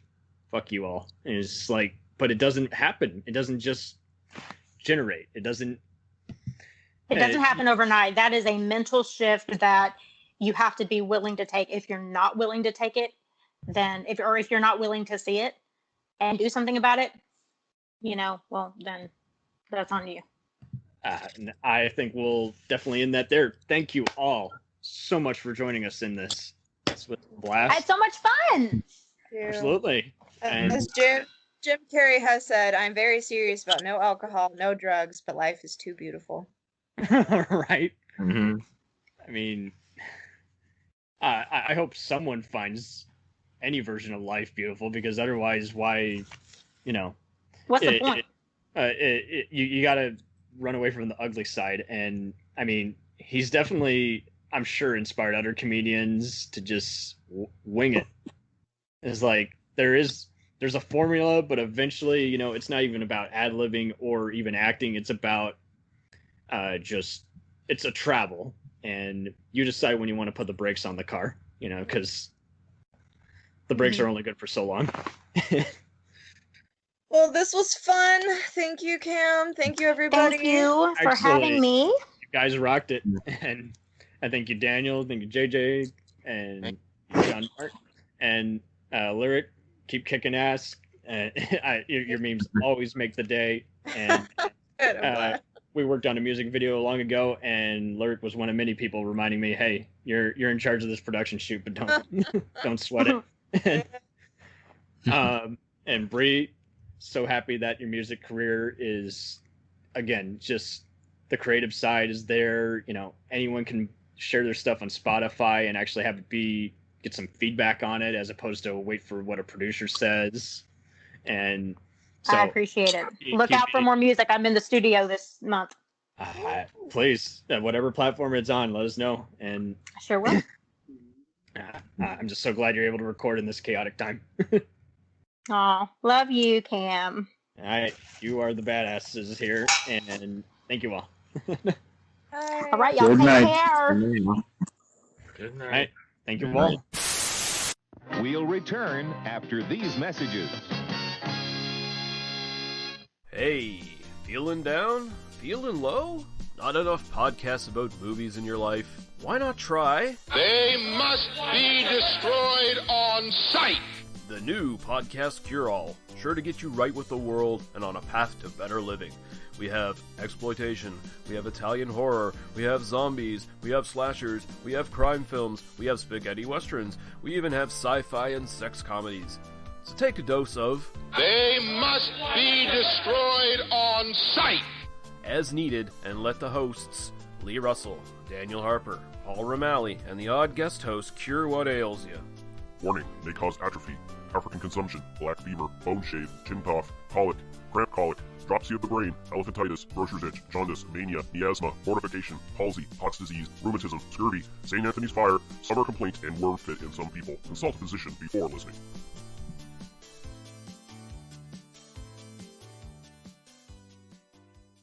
Hey, I heard you like movies. I heard you like to hustle. I heard you like podcasts. Well, guess what?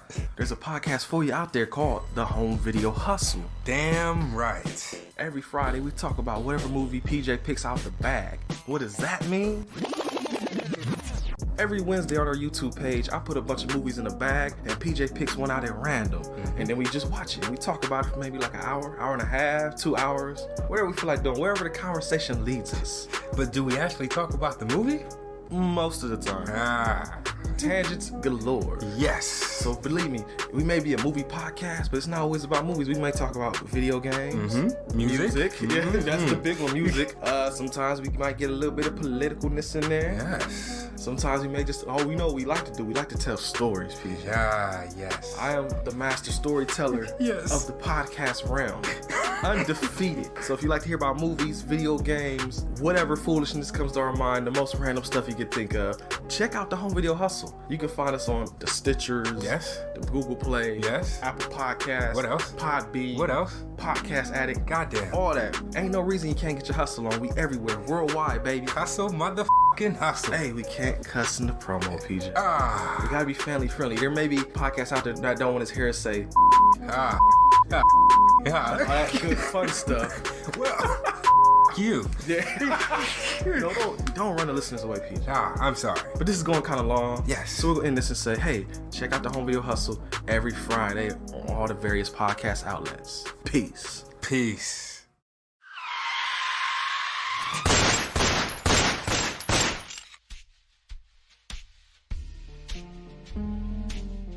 As far back as I can remember, I always wanted to be a gangster. And while Witch didn't make it to the top of the world, he did make the Gangs of Hollywood podcast. So join the gang and enjoy a movie review podcast about movie gangs, gangsters, mobsters, and the mayhem they cause. You can find GOH Podcast on Facebook, Twitter, and Instagram at GOH Pod at www.gohpod.com, as well as your favorite podcast listening app. And remember, say hello to your little friend for me.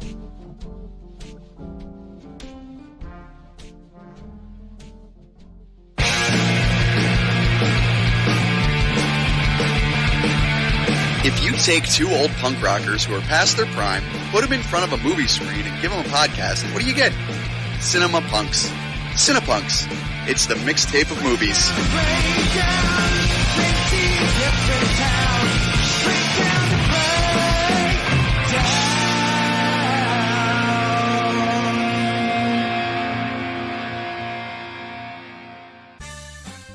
Did you ever see a film at such a young age it left you traumatized with cinematic wounds? Necrophilia. It's a dead issue, man. Don't push it. Cinema Psyops is a weekly podcast documenting an ongoing experiment on the mind of an unwilling test subject. No one should have to watch this movie. Oh, no one should have to watch this? No one should have to watch this movie. Surprisingly, it's not a topic that a lot of people really want to tackle. I'm shocked, Prudes. I know, really. Right? It's the next sexual frontier that no one wants to explore. I am, in the most sincerest of senses, disappointed in you.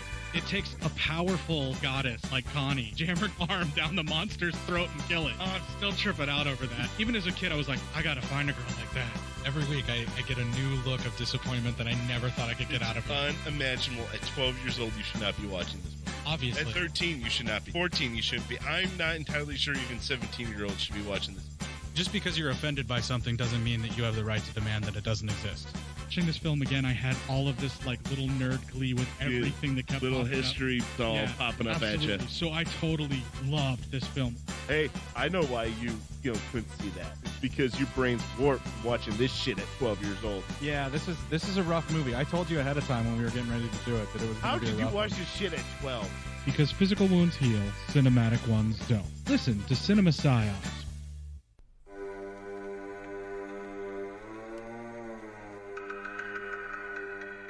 Hey everybody, I'm Corey. And I'm Zach, and we're the hosts of Podcasting After Dark, a cast dedicated to late-night horror and sci-fi of the 80s and 90s, often found on HBO and Cinemax. You know, the movies your parents didn't want you watching as a kid. You can find us every other week on Apple Podcasts, Spotify, Podbean, and Stitcher. This is what you want. This is what you get.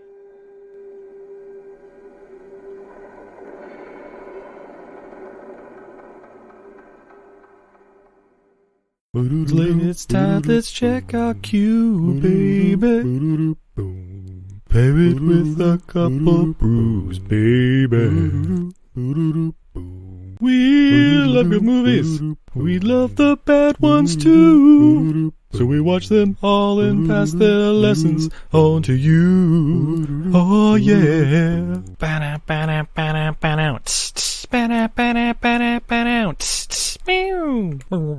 Everything I learned from movies helps to make life a little bit groovy. Whether one likes plot holes or gratuitous movies, it's time to get busy with your friend Steve and Izzy at eilfm.podbean.com.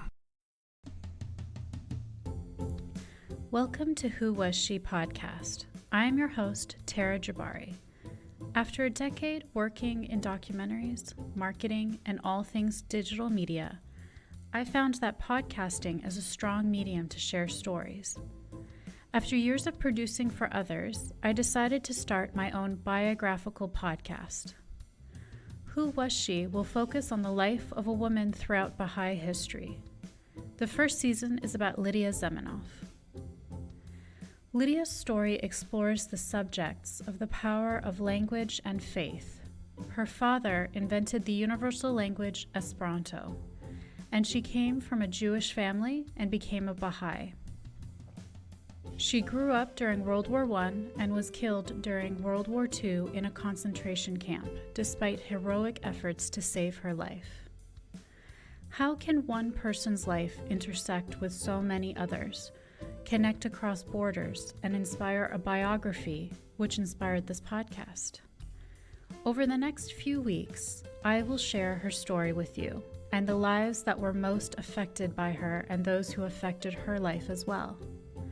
They include her father, Ludwig Semenoff, her spiritual mother, American journalist Martha Root, and the Baha'i German soldier Fritz Mako, who worked for the resistance undercover while having to serve the Nazi Party. I want to thank the author Wendy Heller and George Ronald Publishing for their blessing to let me use Heller's biography, Lydia, The Life of Lydia Semenoff, Daughter of Esperanto, as a main and instrumental resource for this podcast. So please subscribe and learn about this amazing woman who traveled through 3 continents in an effort to bring unity through the power of language. You can also find more information on our Instagram, Facebook, and Pinterest at Who Was She Podcast. Music was composed and performed by Sam Red. I am your host, Tara Jabari. Join us next time as we begin our journey about Lydia Semenoff.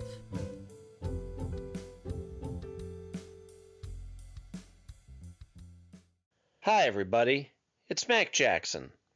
I wanted to invite you to a new site called the Forever Adventure Network. This website has everything: pictures, videos, blogs. There's original music by Harmony Constant, 2 podcasts. One is the MacGyver podcast, where we celebrate Richard Dean Anderson, his iconic roles, and how it's influenced our lives. There's episode discussions, interviews, and life conversations. The second podcast is the Never Gets Old podcast, where we celebrate all the best things that we love in life, from TV, movies, music, and comics.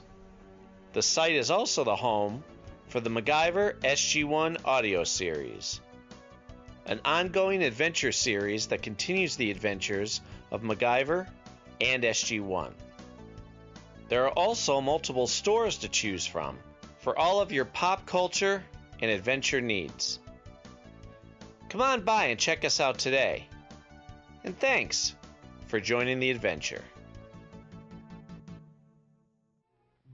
Are you sick of the same old stale podcasts?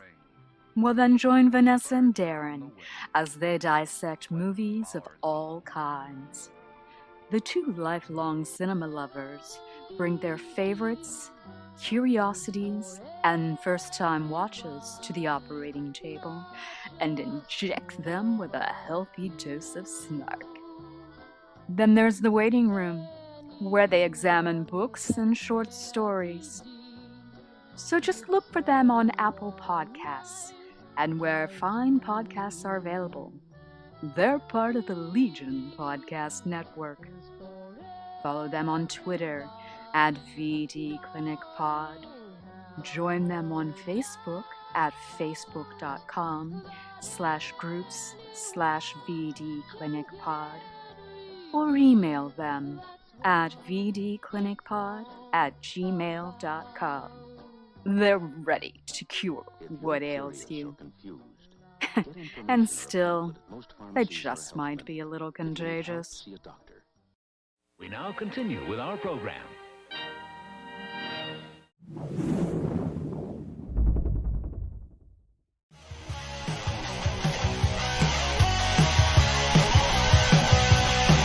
Follow us on the web on Facebook, Twitter, and Instagram. The podcast is available on Podbean, Spotify, iHeartRadio, Anchor, Apple, and anywhere else podcasts are available. Feel free to review our show and leave comments on any of those sites. Thanks a million for listening. It's a jacked up